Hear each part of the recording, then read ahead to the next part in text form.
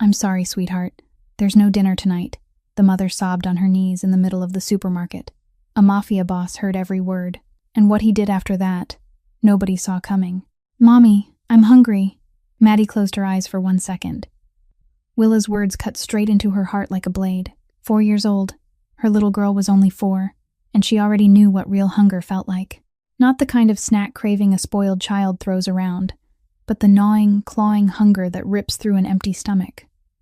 I know, my love. We'll eat in a little bit, okay? A lie. Another lie. How many times had she lied to her child this week already? The Walmart was drenched in Christmas lights. Christmas Eve.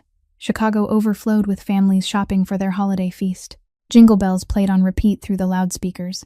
Kids laughed and darted between aisles. The smell of rotisserie chicken and waffles from the hot food counter drifted through every corridor. And Maddie, she carried a bag of empty aluminum cans. 12 cans. If she was lucky, she'd get $1.25, maybe enough for a day-old loaf of bread. Maybe.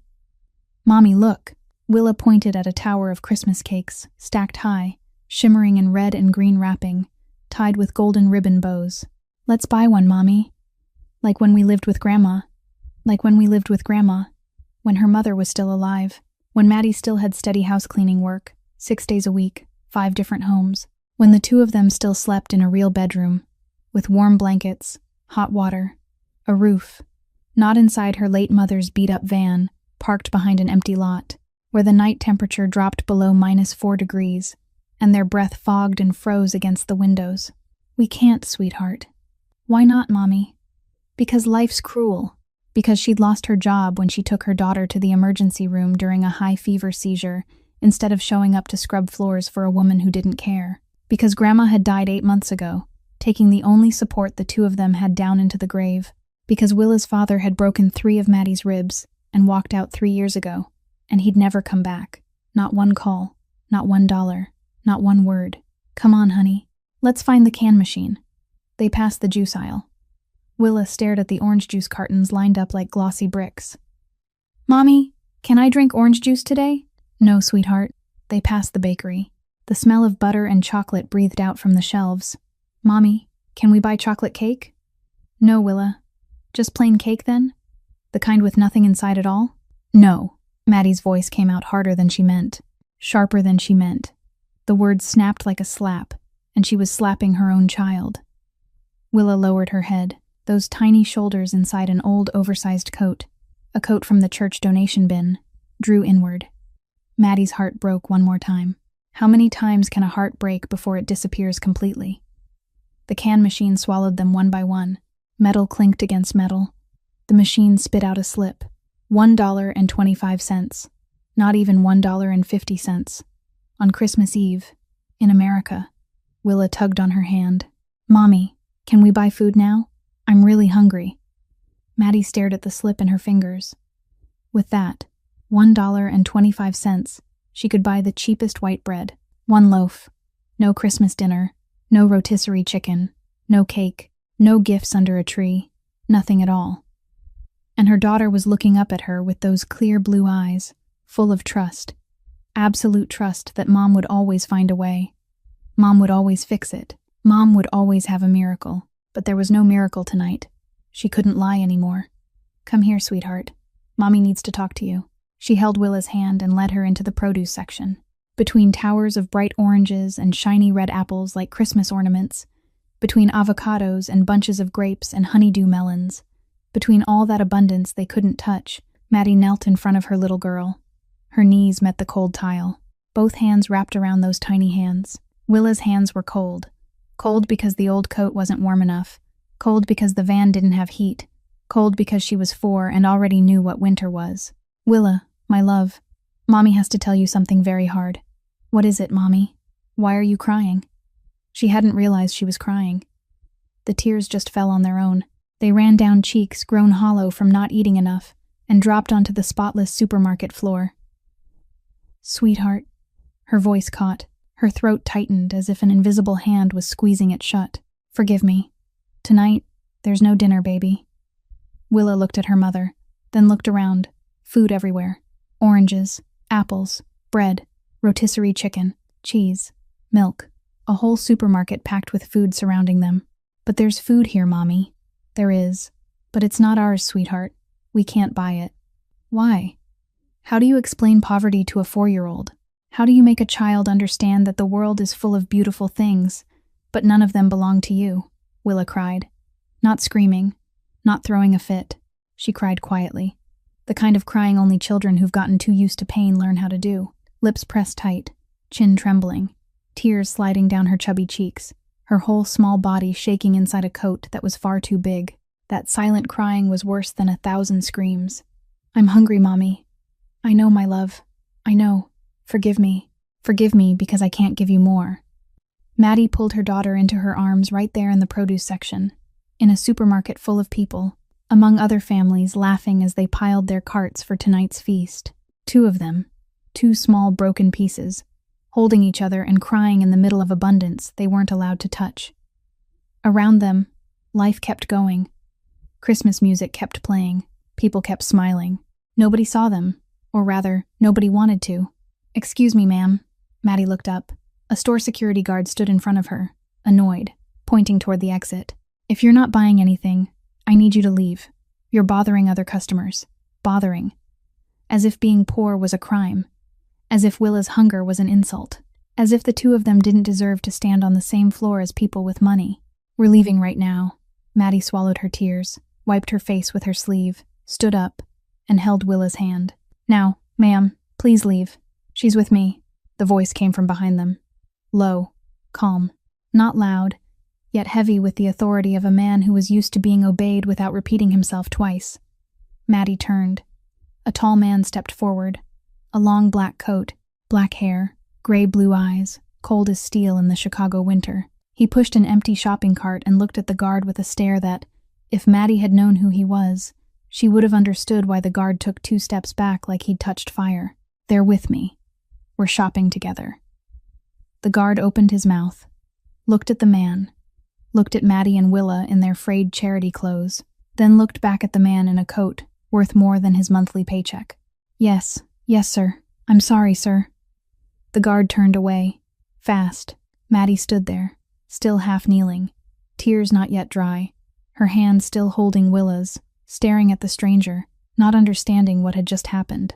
She didn't know the man had been standing at the far end of the produce aisle for the past 10 minutes. He'd heard every word. Heard her apologize to her daughter. Heard Willa's soundless crying. Heard a mother's heart shatter on a supermarket floor on Christmas Eve. And he, the man the entire Chicago underworld called by a name people didn't dare say out loud in public, couldn't walk away. If this story touched your heart, please tap the heart and share it so more people can hear it. Subscribe and turn on notifications, because the most beautiful stories are still waiting for you ahead. Maddie stood up. Her legs trembled. Her hand stayed tightly wrapped around Willa's. The instinct of a woman who'd been hurt by men too many times sprang up like a coil compressed for 4 long years. I don't know who you are. We don't need... Her voice tried to stay firm, but it broke on the last word. The man didn't look annoyed. He didn't smirk. He didn't look at her with the pity she'd grown used to seeing in strangers' eyes. He simply said, his voice calm, as if stating an obvious fact. No one should be hungry on Christmas Eve, especially not a child. Then he did something Maddie never expected. He knelt down, right there in the produce section, on the cold tile floor. The man wearing a coat worth more than the van she and her daughter slept in dropped to one knee, bringing himself level with Willa's eyes. The 4-year-old looked at him, eyes red and wet. He looked back, and in that moment, if anyone from the Chicago underworld had seen it, Dominic Kane, the man whose name alone kept grown men awake at night, kneeling in front of a 4-year-old child in a Walmart, they wouldn't have believed their eyes. Hi, I'm Dominic, he said, his voice noticeably softer. Not the voice of command, not the voice of threat, just the voice of a man trying not to frighten a child. If you could eat anything in the world tonight, what would you want? Willa looked at him. Then she looked at her mother. Those clear blue eyes asked a silent question. Mommy, is it okay? Maddie stood there, torn apart. Her pride screamed at her to refuse, to take her daughter's hand and walk away, to prove they didn't need anyone's charity. But then she looked down at Willa, at lips cracked from the cold, at shoulders hunched inside an oversized coat, at a hungry belly her daughter no longer complained about because she'd learned not to. Pride lost. Her child won. Maddie nodded. Just slightly, but enough. Willa turned back to the stranger and whispered, her voice so small it was nearly swallowed by the Christmas music overhead. Mac and cheese. With bacon. Dominic nodded. Serious. He didn't smile. He didn't say easy, or of course. He nodded as if he'd just been handed the most important order of his life. As if the wish of this 4-year-old girl carried the same weight as every deal he'd ever negotiated. He stood, pushing the empty cart toward the aisles. Willa followed, hesitant. Maddie followed her. And so the three of them walked through the supermarket on Christmas Eve.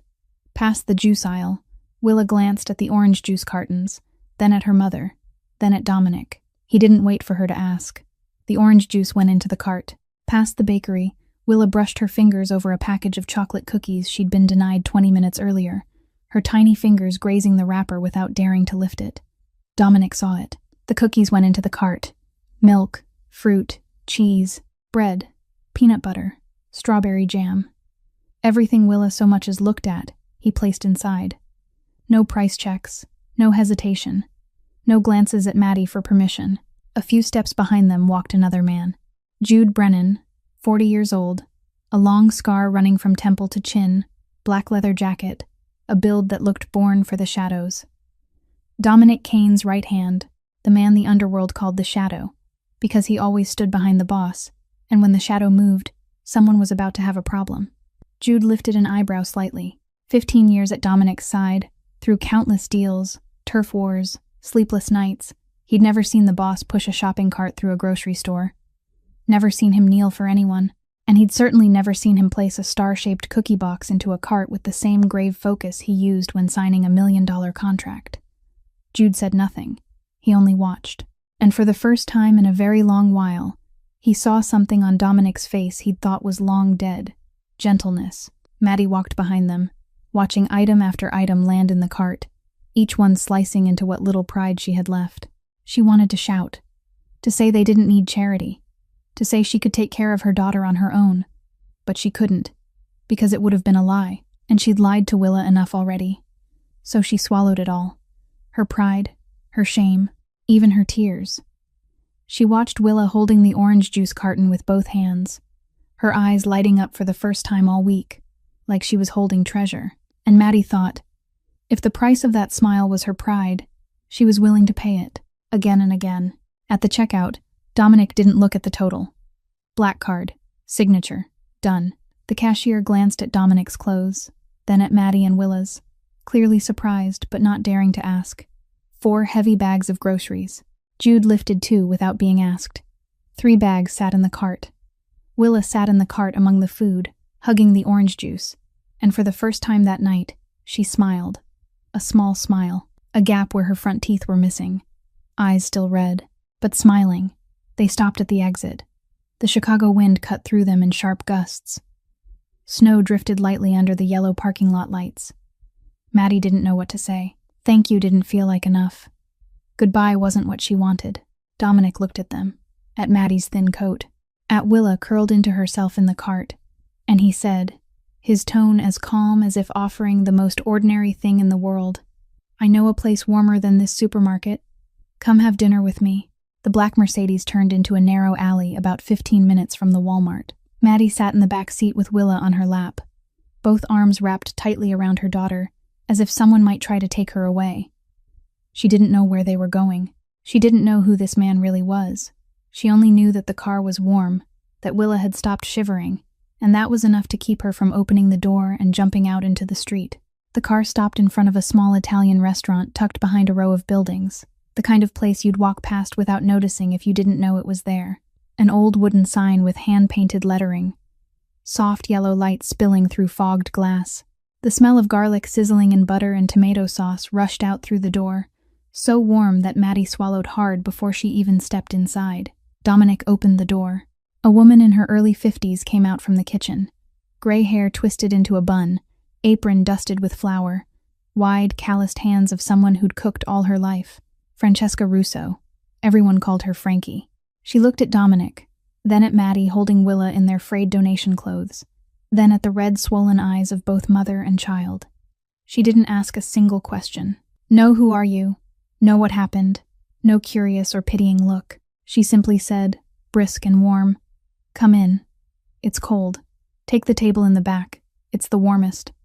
Then she turned and went back to the kitchen. Maddie sat down. The chair was wooden, the cushion old and red, but it was warm.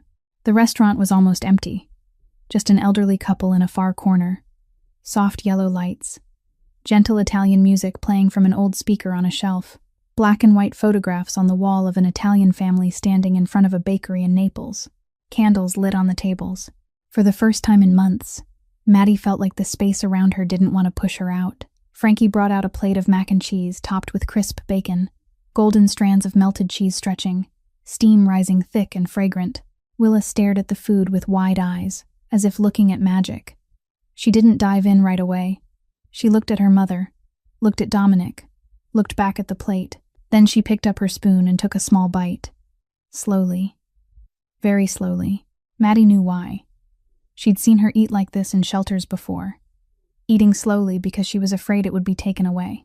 Eating slowly because once it was gone, she didn't know when the next meal would come. Eating slowly because a 4-year-old body had already learned the cruelest lesson life could teach, that good things don't last. Then Willa tasted the cheese melting on her tongue, the salty sweet bacon, the rich buttery sauce, and hunger overwhelmed fear. She ate faster, then faster still, shoveling, spoon clinking against the plate, cheese smeared at the corner of her mouth, cream sauce on her chin. Maddie reached out and gently held her hand. "Slow down, sweetheart. No one's taking it. Eat slowly." Willa looked up, mouth full, eyes shining, and said the sentence Maddie would remember for the rest of her life. "This is the best thing I've ever eaten, Mommy." Maddie bit her lip, bit until she tasted blood without realizing it. 4 years old.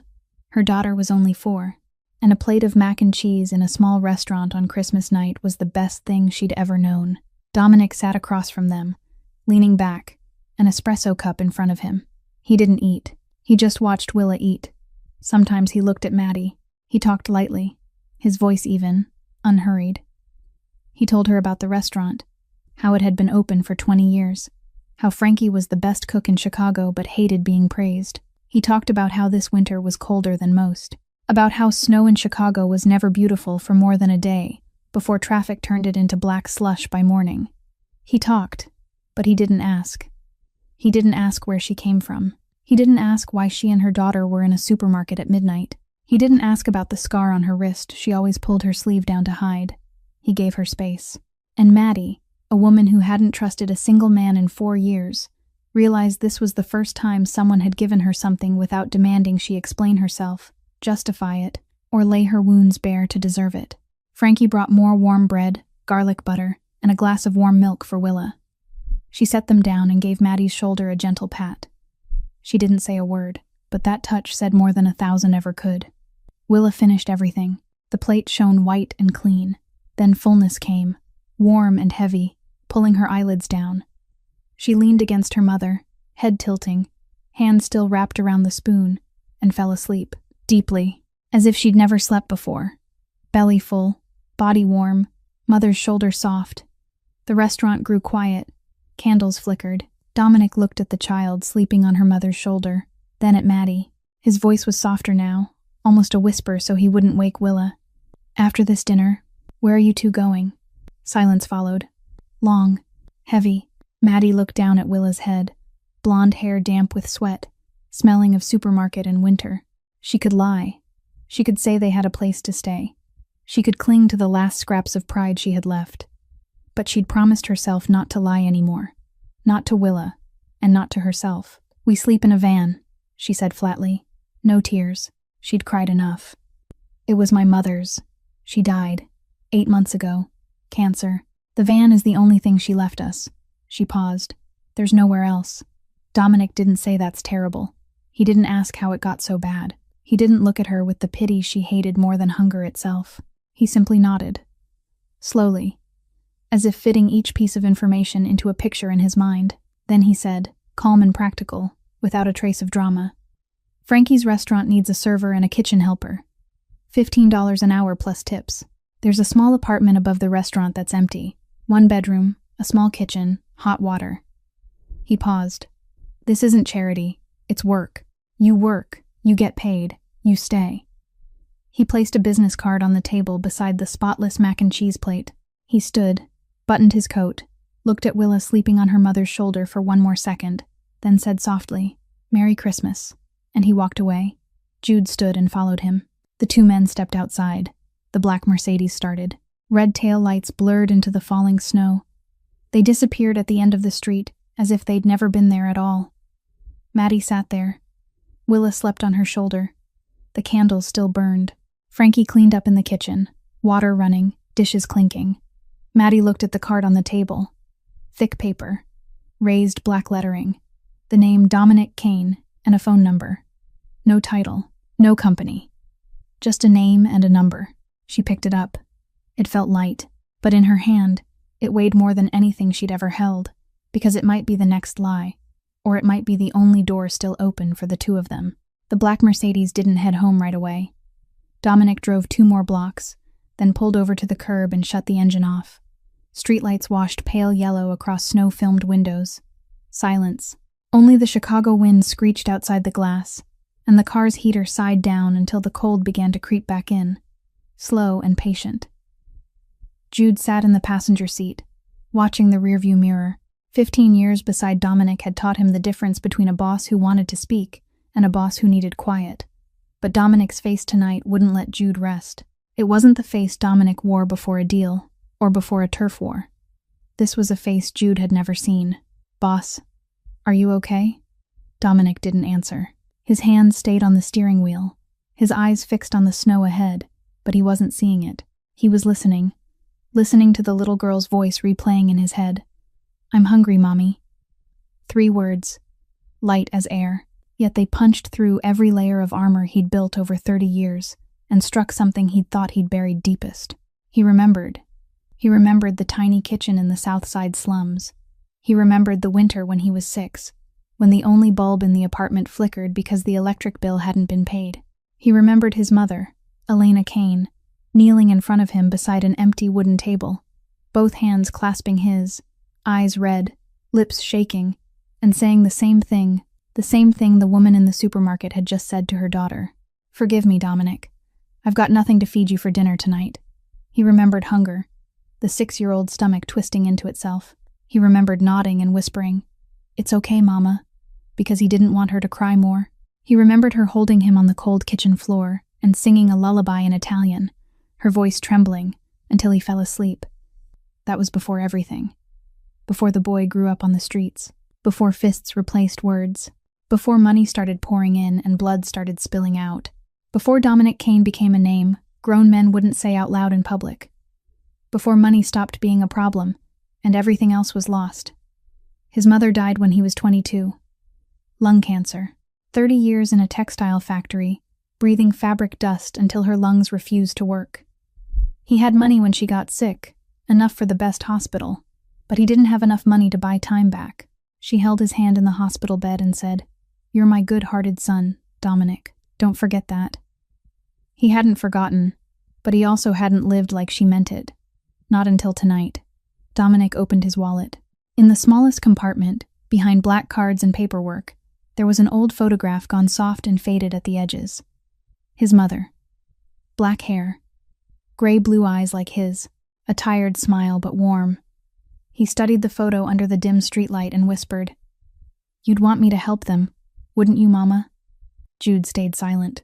He knew the boss didn't need an answer, and he also knew something had shifted tonight, in the way Dominic looked at that picture, in the way he folded the wallet closed, slowly, carefully, in the way he turned the engine back on and drove without saying another word.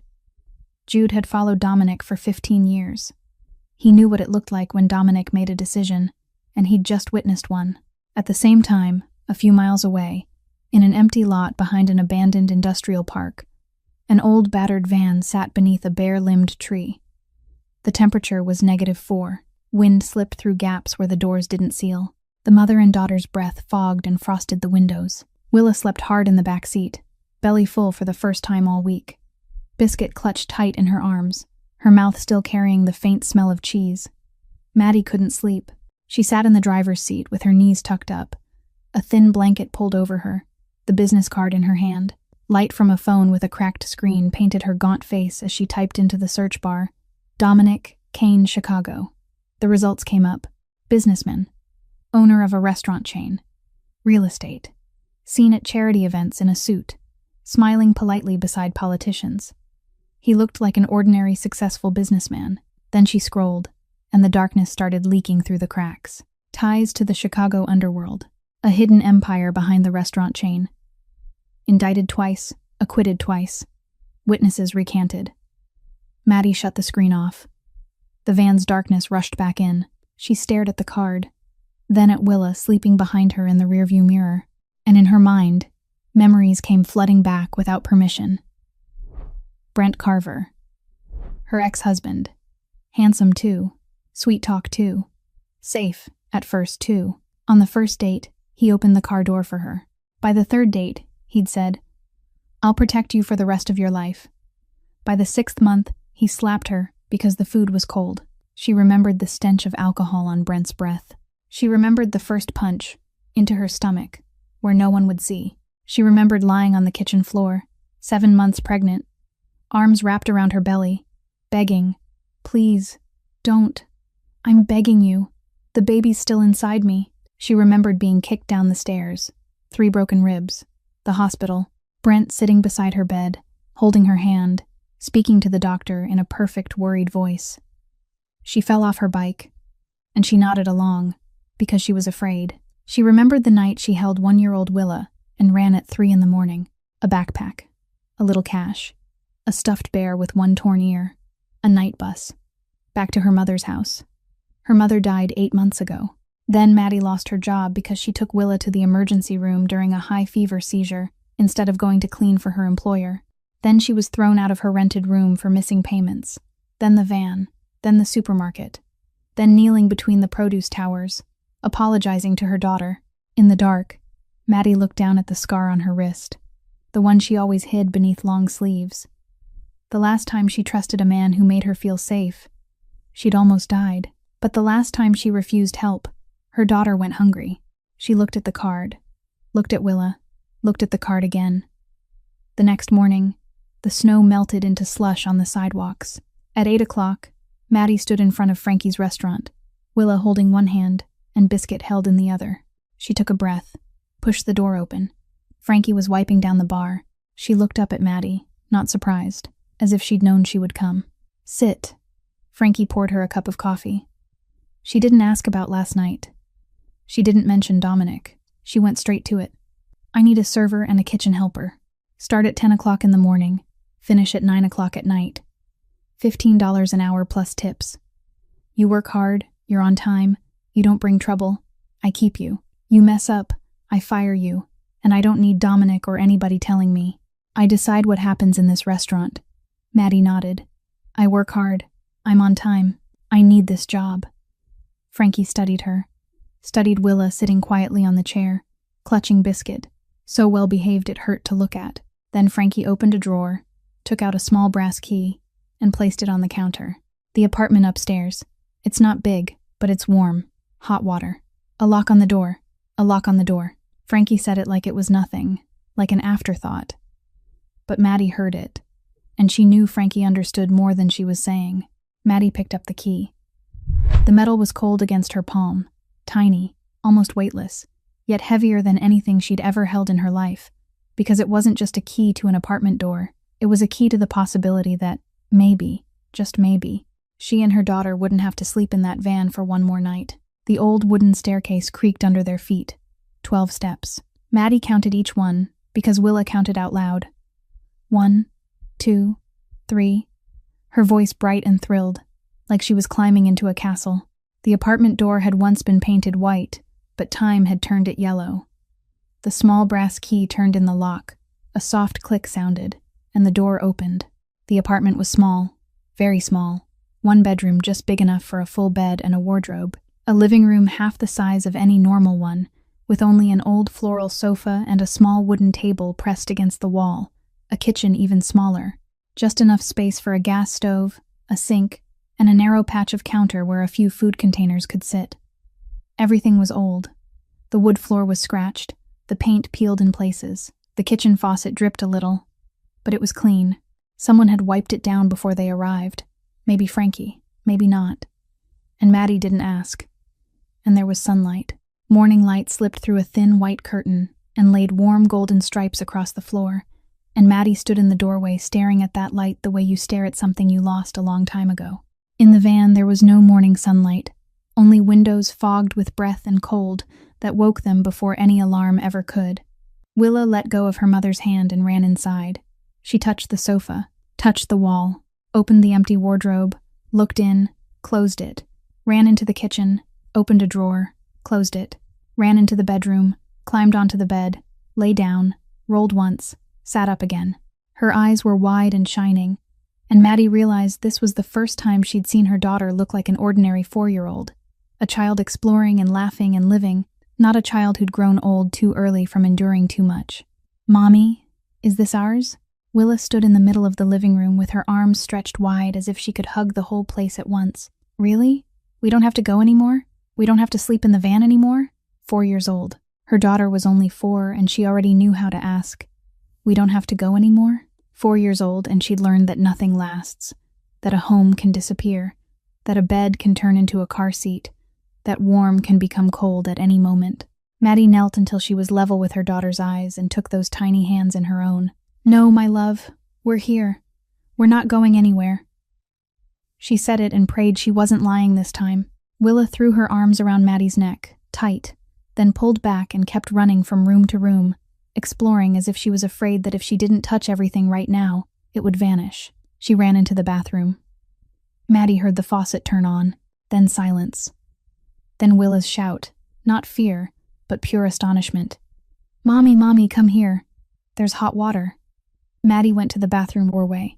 Willa stood at the sink, the tap running, hot water pouring out, steam rising in thick clouds. She stuck both hands under the stream, eyes wide, mouth open, like she'd discovered magic was real.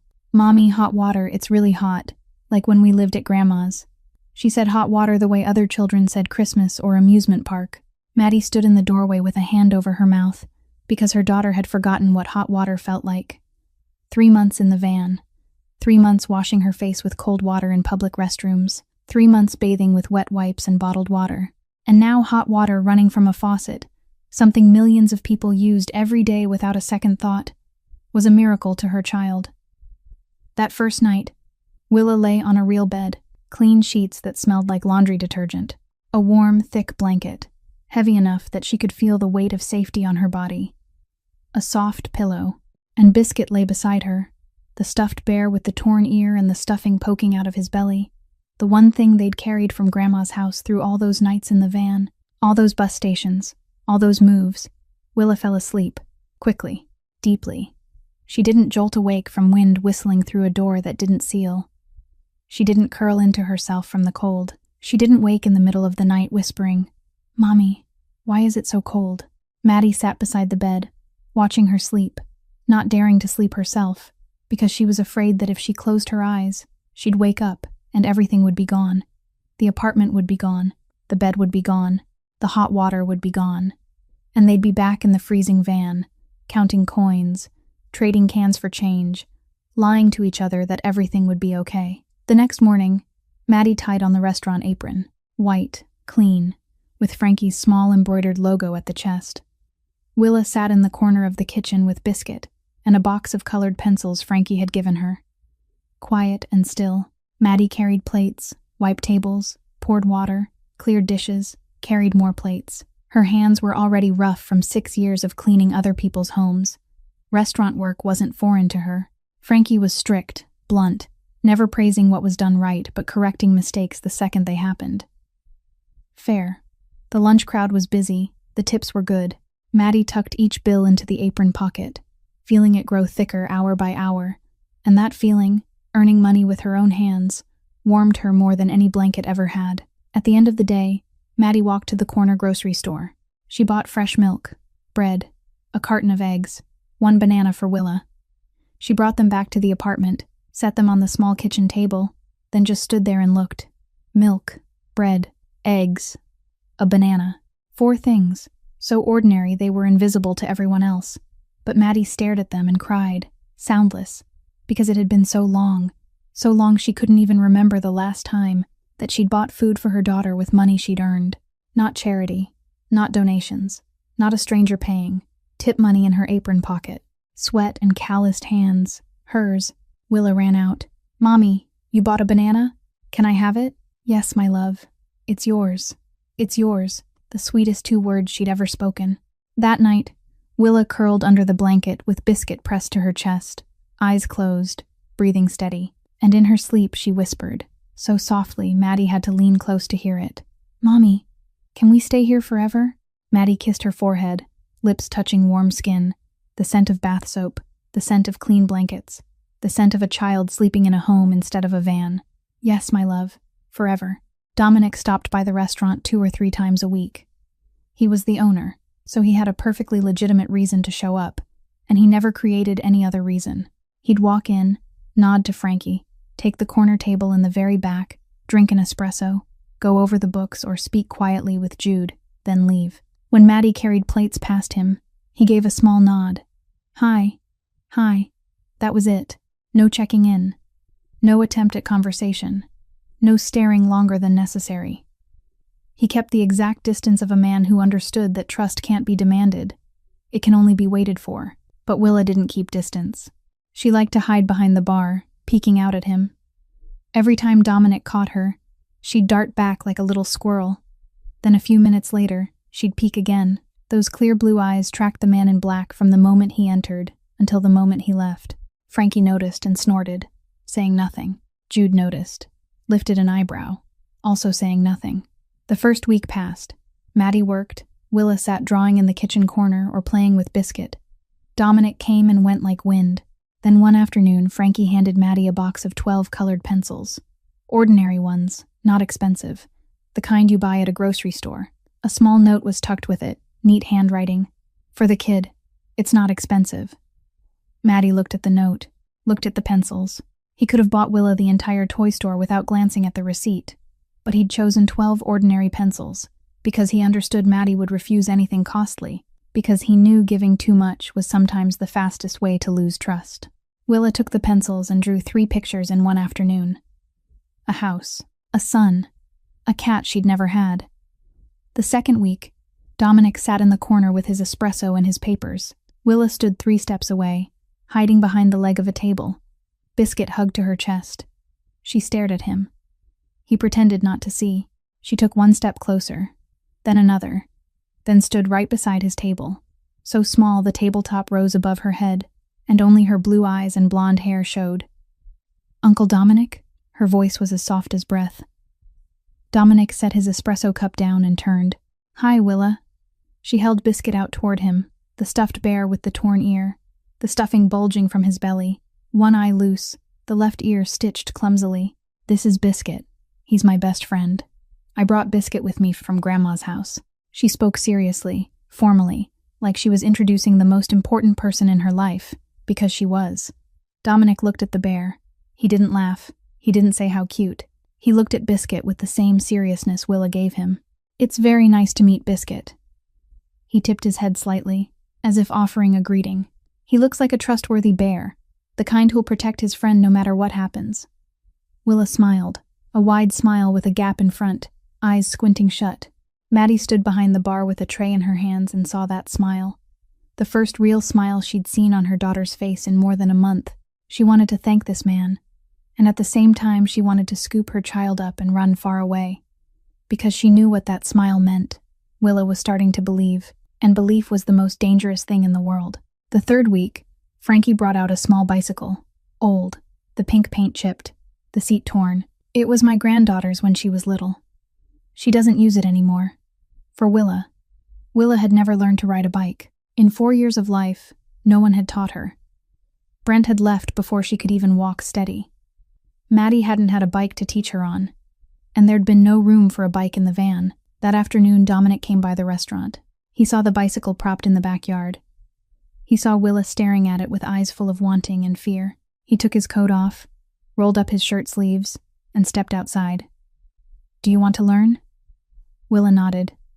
Dominic took hold of the seat and steadied it. "Climb on. I've got you. I won't let go." Willa climbed up. Her legs were short, the pedals far, and she wobbled as she pushed. Dominic jogged behind her, one hand on the seat, long strides, back bent.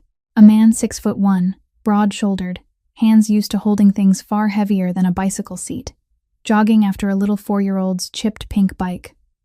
Willa fell. A scraped knee, a thin line of blood.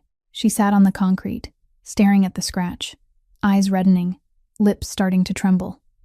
Dominic dropped to his knees immediately. His hand went into the inner pocket of his suit jacket and came out with a bandage, the kind with stars on it. Jude stood in the corner of the yard with his arms folded, his eyebrow arched so high it nearly reached his hairline. Since when did the boss carry bandages in his suit pocket? Since when did the man all of Chicago feared keep a star bandage beside his phone and business cards? Dominic pressed the bandage onto Willa's knee carefully, gently, his large hand shielding the tiny knee. "All done, princess. Want to try again?" Willa nodded, wiped her tears with the back of her hand, climbed back on the bike. This time she pedaled farther before she wobbled. Maddie stood at the upstairs window watching, fingers clenched around the sill until her knuckles went white.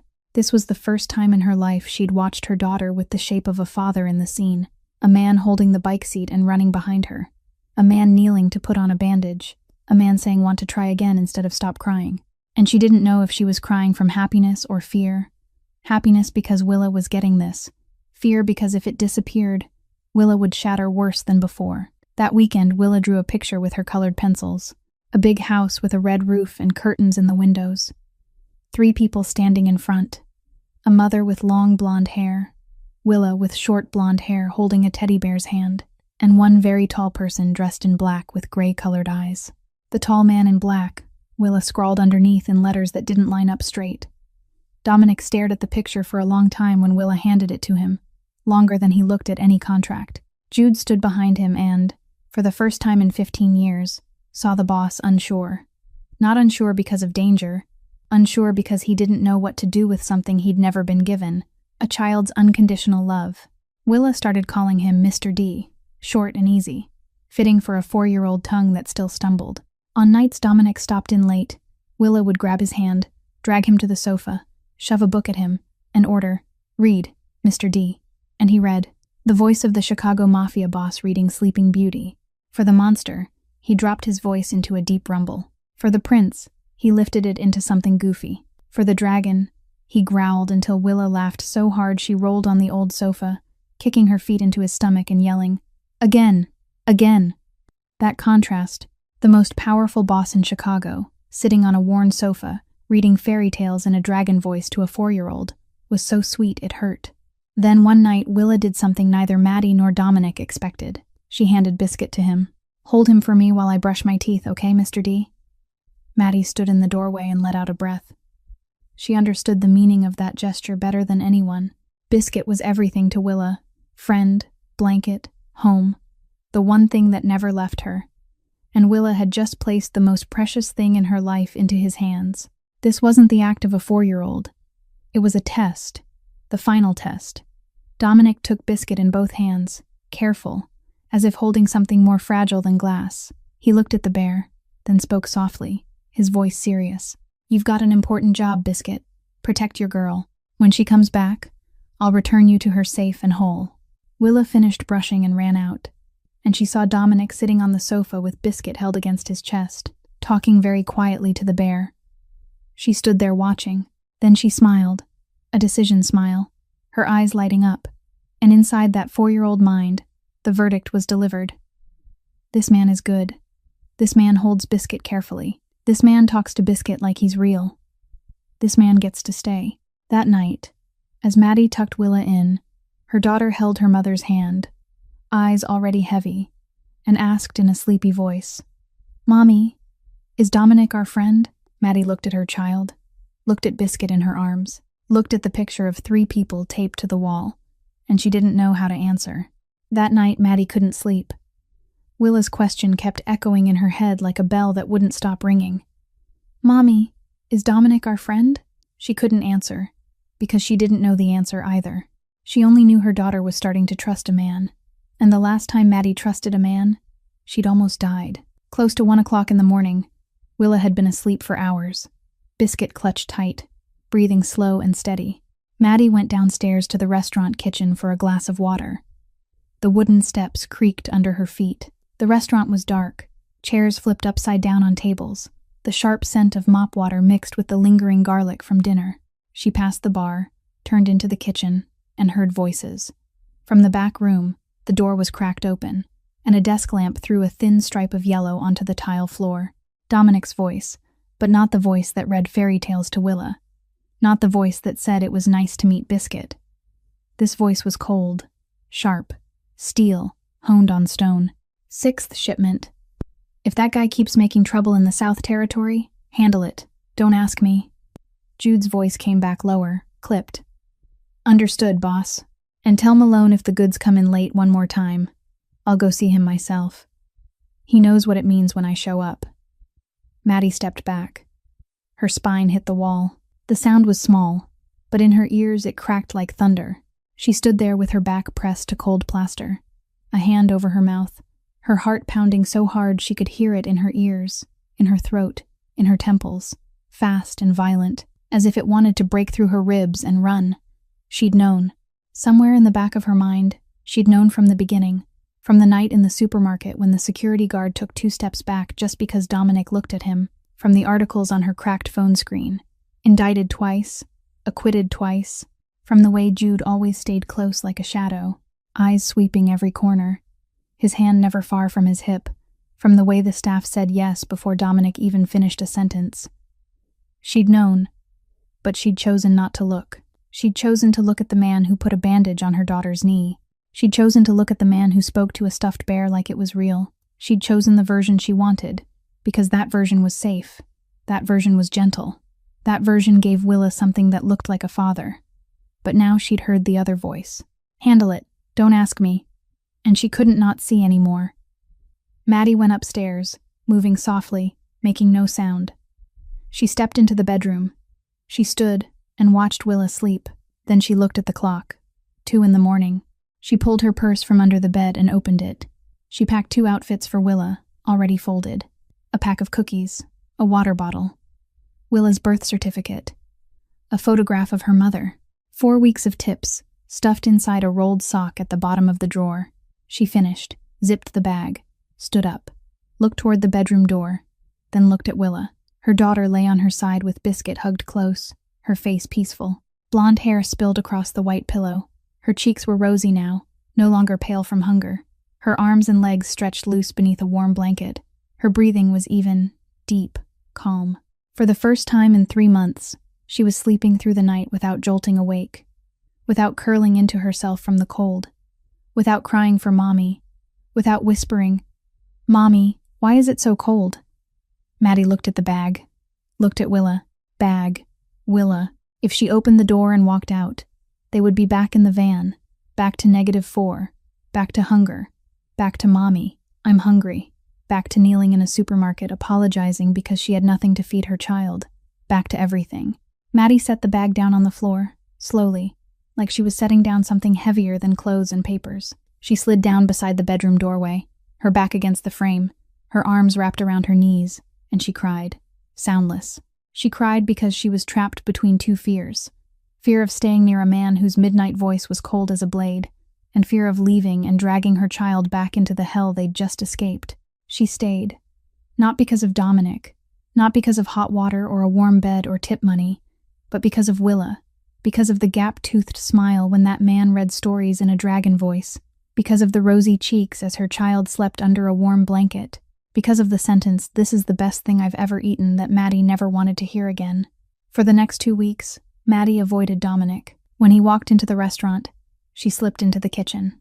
When he ordered espresso, Frankie brought it out instead of her. When he nodded hello, she nodded back but looked elsewhere. Her answers were blunt, clipped. 1 word, 2 words, never more. Dominic noticed. Of course he noticed. He lived by reading people. But he didn't ask. He didn't push. He didn't chase her for an explanation. He didn't say what's wrong or what did I do. He simply sat farther away. He didn't go looking for Willa. He didn't leave colored pencils on Frankie's counter. He didn't stop in late to read bedtime stories. He gave Maddie the distance she demanded, without making her open her mouth to demand it. And this, exactly this, was the difference Maddie realized by the second week. Brent had forced. Brent had demanded. Brent had controlled. When Maddie wanted space, Brent punched the wall and screamed, "Where do you think you're going?" When Maddie stepped back, Brent stepped forward. When Maddie went quiet, Brent made her speak. Dominic didn't do that. He stepped back when she stepped back. He went quiet when she went quiet. And the distance he kept, paradoxically, pulled her closer, because for the first time in her life, a man respected her no before she even had to say it out loud. Willa was sad. "Mommy, why doesn't Mr. D read to me anymore? Why doesn't he play with me anymore? Did I do something wrong, Mommy?" The last question tore Maddie open. Did I do something wrong? A child raised around violence always thinks she's the cause, always thinks she's wrong, always searches herself for what she did to deserve punishment. "No, my love, you didn't do anything wrong." That night, after Willa fell asleep, Maddie went downstairs. The lights were off, chairs were flipped onto tables. Only a desk lamp glowed in the back corner where Dominic sat alone, papers spread in front of him, an espresso gone cold. She walked straight to his table, stood across from him, and looked directly into those gray-blue eyes. "I heard you, that night. You were talking to Jude in the back room." Dominic set his pen down and looked up at her, not surprised. Maybe he'd known all along she'd heard, because that was why she'd avoided him for 2 weeks. "Who are you, really?" Silence. Dominic didn't look away. He didn't chuckle. He didn't say you misunderstood or it isn't what you think. He met her eyes and told the truth. "I'm someone you shouldn't know too much about. My world isn't a world for you and Willa." He paused. "But there's one thing you need to know. I never hurt women and children. That's the one line I don't cross. Never have. Never will." Maddie stood there with her hands clenched on the chair back. "If anything at all, threatens Willa because of you, I'll leave. Immediately. No explanations." Dominic nodded once. "If that day comes, you won't have to leave on your own. I'll take you. I'll make sure you two are safe before any of my darkness ever touches you." She looked at him. He looked at her. The restaurant was silent. The wall clock ticked, and Maddie made a choice. Not the choice of a woman blind with trust, not the choice of someone desperate with nowhere else to go, but a conscious choice, with conditions, eyes open, knowing exactly what he was, knowing exactly what kind of shadow stood behind him, and still choosing to stay. Not because she trusted him completely, but because for the first time in her life, a man was giving her the power to choose, instead of forcing her to endure. After that night of confrontation, nothing changed right away. There wasn't an explosion of emotion, no sudden hug, no promises spoken like vows. Maddie simply stopped avoiding Dominic. When he walked into the restaurant, she nodded hello instead of slipping into the kitchen. When he ordered espresso, she brought it out instead of sending Frankie. When Willa ran to his table with biscuit, Maddie didn't pull her back. Small shifts, almost invisible, but both of them noticed. Then one evening, the restaurant closed early because of heavy snow. The last customers left at 8. Frankie finished cleaning, pulled on her coat, said, "I'm heading out. Lock up for me," and disappeared into the snowy night. Willa slept on the sofa, tucked inside the kitchen. Biscuit hugged tight, a thin blanket laid across her middle, her mouth slightly open. Maddie stood at the stove, boiling water, tearing open a packet of instant noodles, the last one in the box she'd bought at a dollar store, artificial seasoning, pale yellow noodles, that sharp, familiar smell of MSG. She ate this every night after her shift, because she used her tips to buy food for Willa, not for herself. "You work in the best Italian restaurant in the neighborhood and you're eating instant noodles." Dominic's voice came from the kitchen doorway. Maddie turned. He stood there with his coat off, shirt sleeves rolled up, and on his face was an expression she'd never seen before. Not pity, something closer to irritation, but not irritation at her, irritation at the packet in her hand. He walked into the kitchen without waiting to be invited, opened the restaurant refrigerator, pulled out garlic, olive oil, dried chili, and a box of spaghetti. Set them on the counter, then reached for a cutting board, a knife, a pan, all with the practiced movements of someone who'd done this many times. "You can cook?" Maddie asked, unable to hide her surprise. "My mother was Italian. She taught me before I could read." He peeled 5 cloves of garlic, Smashed them with the flat of the blade, sliced them thin. Olive oil into the pan, just warm enough. Garlic went in with a soft sizzle, and the smell filled the kitchen in seconds. He snapped a dried chili in half and dropped it in. He boiled the pasta, lifted it out while it was still slightly firm, and tossed it straight into the pan. Toss. A splash of pasta water. Toss again. Aglio e olio, the simplest Italian dish there is. Garlic, oil, chili, pasta, nothing else needed. He split it onto 2 plates. Set one in front of Maddie and one in front of himself. Then sat down at the stainless steel kitchen table, the same table where Frankie kneaded dough and chopped vegetables during the day. They sat across from each other. The single yellow light above them threw shadows onto the brick wall. The restaurant was empty, quiet, only snow whispering against the windows and the faint sound of forks touching plates. It wasn't romantic. No candles, no music, just 2 people eating together in a restaurant kitchen after closing on a heavy snow night in Chicago. But Maddie twirled a strand of spaghetti around her fork, brought it to her mouth, and realized this was the first time in years she'd sat beside a man without tensing, without glancing for an exit, without calculating how many seconds it would take to reach the door, without waiting for a fist. She just sat and ate, and understood that this simple garlic pasta, cooked with restaurant ingredients by the hands of the Chicago Mafia boss, tasted better than anything she'd eaten since her mother died. Another night, a few days later, Maddie went downstairs to retrieve an apron she'd forgotten on the counter. It was close to midnight. She thought the restaurant would be empty, but the light in the back room was still on, the door slightly open. This time she didn't step back. She looked in. Dominic sat alone. No Jude, no paperwork, no phone. On the wooden table in front of him, there was only a single old photograph. Small, faded, the corner curled.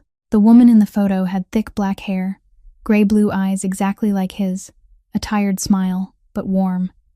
She wore a simple striped shirt and stood in front of a small house, flour dusted on her hands. Dominic wasn't looking at the photo with a boss's eyes. He was looking with the eyes of a 36-year-old orphaned son who still missed his mother. He heard Maddie and lifted his head. He didn't flinch. He didn't hide the picture. He wasn't embarrassed. "My mother," he said, softly. "Elena. She died when I was 22. Lung cancer. 30 years working in a textile factory." He looked back at the photo. "She's the only person who ever called me her good-hearted son before I became what I became." He slid the photograph a little closer to Maddie so she could see it better. "She would have liked you and Willa. She liked brave people. And she would have told me I was an idiot for taking 10 minutes before I finally walked over to speak to you in that supermarket that night." Maddie looked at the picture, at the woman's eyes, then at Dominic, and she realized something she'd never allowed herself to consider. He was lonely, the man all of Chicago feared, with money, power, an empire, with a shadow named Jude always at his side. He was lonely. Under the expensive coat and the voice that made people afraid to meet his gaze, he was only a man sitting alone at midnight in the back room of an empty restaurant, looking at his mother's photo. The way Maddie sat every night watching Willa sleep, terrified of losing the only thing she had left. They were more alike than she'd ever imagined. Then came the dollhouse. One afternoon, Dominic brought in a large box wrapped in shiny paper. Inside was a 3-story dollhouse, with lights, tiny furniture, dolls included, the kind she'd seen in television commercials, the kind Willa always stared at. Expensive. Very expensive. Willa squealed with joy, circling the box, eyes bright, but Maddie didn't smile. She took Dominic's hand, pulled him into the hallway, and closed the kitchen door so Willa couldn't hear. "You can't do this." Her voice shook but stayed firm. "Willa needs to understand she can't have everything she wants. I can't afford something like that. I'll never be able to." She swallowed.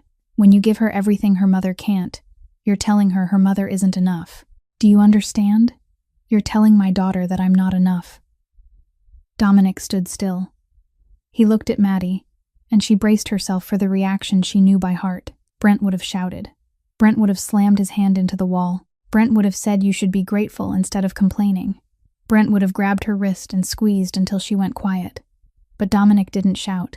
He didn't hit the wall. He didn't grab her. He went silent, took a breath, then said evenly, "You're right. I'm sorry. I didn't think about it that way." He paused.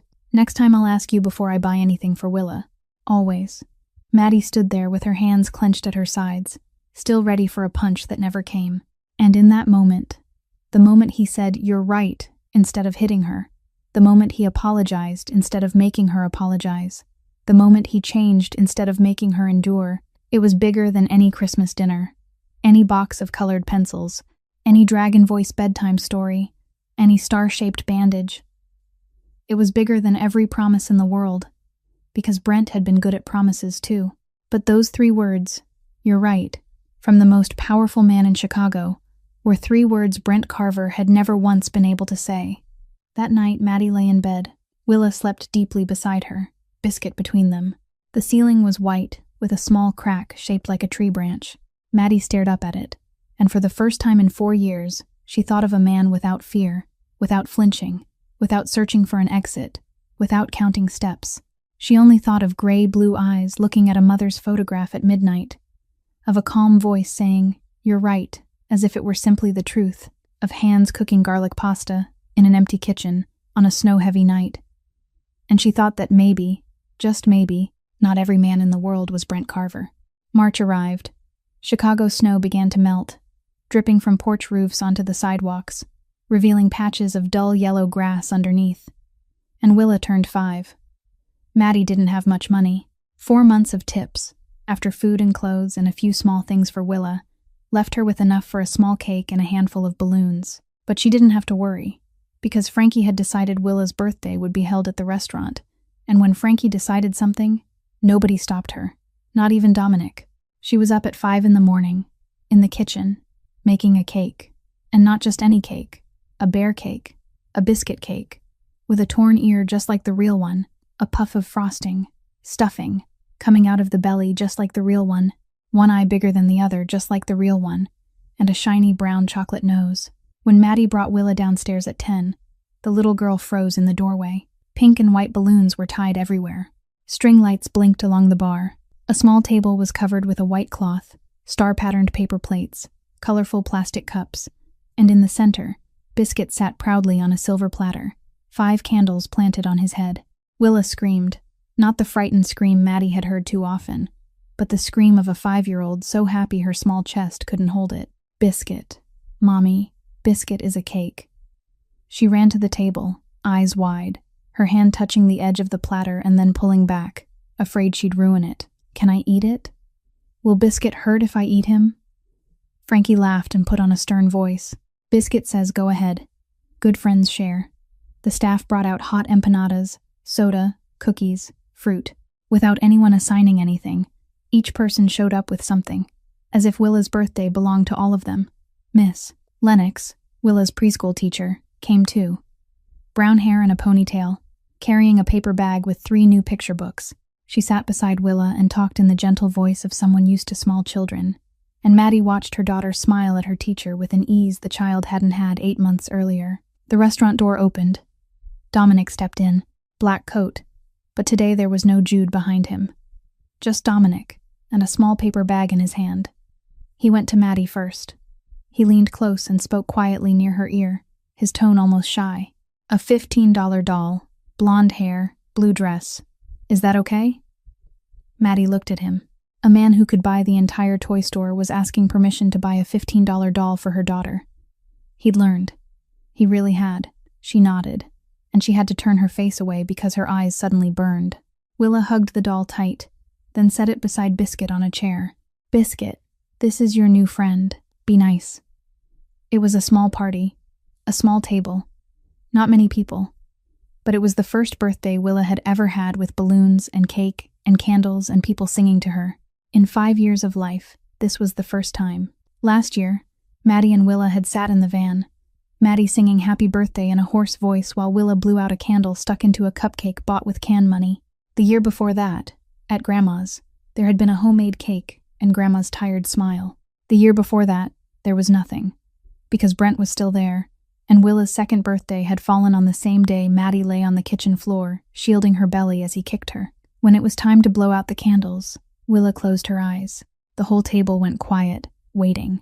Frankie said, "Make a wish." Willa opened her eyes, looked at Dominic, looked at her mother, looked back at Dominic, and she said, clear and loud enough for everyone to hear, "I wish Mr. D stays with my mommy forever." Doesn't go anywhere. Silence followed, the kind of silence so heavy you could hear the candles burning. Frankie lifted a hand to her mouth. Miss, Lennox looked down. The staff behind the counter didn't move. Maddie bit her lip until she tasted blood. And Dominic, the man whose voice could silence the Chicago underworld, dropped to his knees in front of the 5-year-old, level with her eyes, just like he'd knelt in the Walmart produce aisle on Christmas Eve 4 months earlier. I'll try my best, little princess. I promise. Willa looked at him, her clear blue eyes so serious they didn't match a 5-year-old face smeared with frosting. Then she hesitated, bit her lip, glanced at her mother, looked back at Dominic, and asked in a small, timid voice, as if she were asking something bigger than anything she'd ever asked before. Mr. D, can I call you Daddy D? Like my friends in class call their dads? The room stopped breathing. Dominic couldn't speak. His gray-blue eyes, the eyes the Chicago underworld feared, eyes cold as steel when he gave orders, went red, redder. He blinked once, twice. His jaw tightened, not with anger, but as if he were trying to hold something back from spilling out. Jude stood in the corner, back against the wall, arms folded. He turned his face away, stared at the wall like he was suddenly fascinated by the Italian landscape painting hanging there, but his shoulders trembled, and if you looked closely, you'd see his fingers swipe quickly at the corner of his eye. Dominic swallowed. His voice came out rough and broke on the first word, the first time Maddie had ever heard his voice break. I'd like that very much. Very much. Willa beamed, wide and bright, smiling with her whole face. Then she did what she always did when she trusted someone completely. She took Biscuit from the chair and placed him in Dominic's hands. Daddy D, hold Biscuit for the whole party, okay? Biscuit likes Daddy D. Dominic held the torn-eared bear in both hands, careful, as if he were holding the most precious thing in the world, because to Willa, it was, and she had just placed it in his care, not just for brushing her teeth this time, but for the whole party, in front of everyone. Absolute trust, unconditional, unguarded, the kind only a 5-year-old can give, before the world teaches doubt. Nobody in the room had dry eyes. Frankie cried openly. Miss Lennox dabbed at her eyes with a tissue. The staff turned their backs. Maddie stood beside the table with both hands over her mouth, tears sliding through her fingers. That night, when the party ended and the restaurant was cleaned, Willa slept in her bed with frosting still on her lips, blonde hair spread on the pillow, her new doll on one side and Biscuit on the other. A star projector nightlight Frankie had bought the week before cast tiny dots of light onto the walls and ceiling like a miniature sky. Dominic sat in the chair beside the bed. Biscuit was still in his hands, because Willa had fallen asleep before he could return him. He watched her sleep, for a long time, with an expression Maddie had never seen on anyone. Maddie stood in the doorway, leaning against the frame, watching him watch her daughter. They looked at each other through the starry light. No one spoke. No one needed to, because there are moments when words are too small, and this was one of them. That night, Willa slept better than she ever had. She dreamed of a real family. Mommy, Daddy, and Biscuit. 3 people protecting each other from everything bad in the world. In the dream, nobody was hungry. Nobody was cold. Nobody was hit. Nobody left. And just as everything began to feel like happiness, just as Maddie began to believe that maybe life was finally going to spare them, the darkness from the past came looking. Rumors spread like fire across a dry field. It started with an old neighbor from the boarding house, a woman who saw Maddie on the street in newer clothes, walking differently, not hunched the way she used to. She told Brent's cousin, the one who stopped by the corner market for vegetables. The cousin told her boyfriend, a plumber, while he lay on the sofa watching football on Saturday night. The boyfriend told a coworker at a construction site on the west side during lunch break, between the scream of drills and the smell of cement. And that coworker, by coincidence, drank beer with Brent Carver every Friday night at a cheap bar at the end of the street. Hey Brent, you know who your ex is living with now? Kane, that boss guy, rich as hell. Restaurants, fancy cars, guys following him like a shadow. Your little girl calls that dude Daddy now. Brent slammed his beer bottle onto the table. Glass shards skittered across the floor. His eyes went bloodshot, not from pain, but from something deeper than pain. 4 years. 4 years Brent Carver hadn't remembered he had a daughter. 4 years without a single call, a single dollar, a single question. How's the kid doing? 4 years of drinking, fighting, switching job sites, switching girlfriends, switching cities, and not once thinking about the little girl whose mother he'd kicked in the stomach before she was ever born. But now he remembered. Not because he missed his child, but because he'd heard the word rich, because if Maddie was living with a wealthy boss, then his daughter with his last name, was sitting on a pile of money he could reach. That afternoon, 3 days after Willa's birthday, Frankie's restaurant was packed for lunch.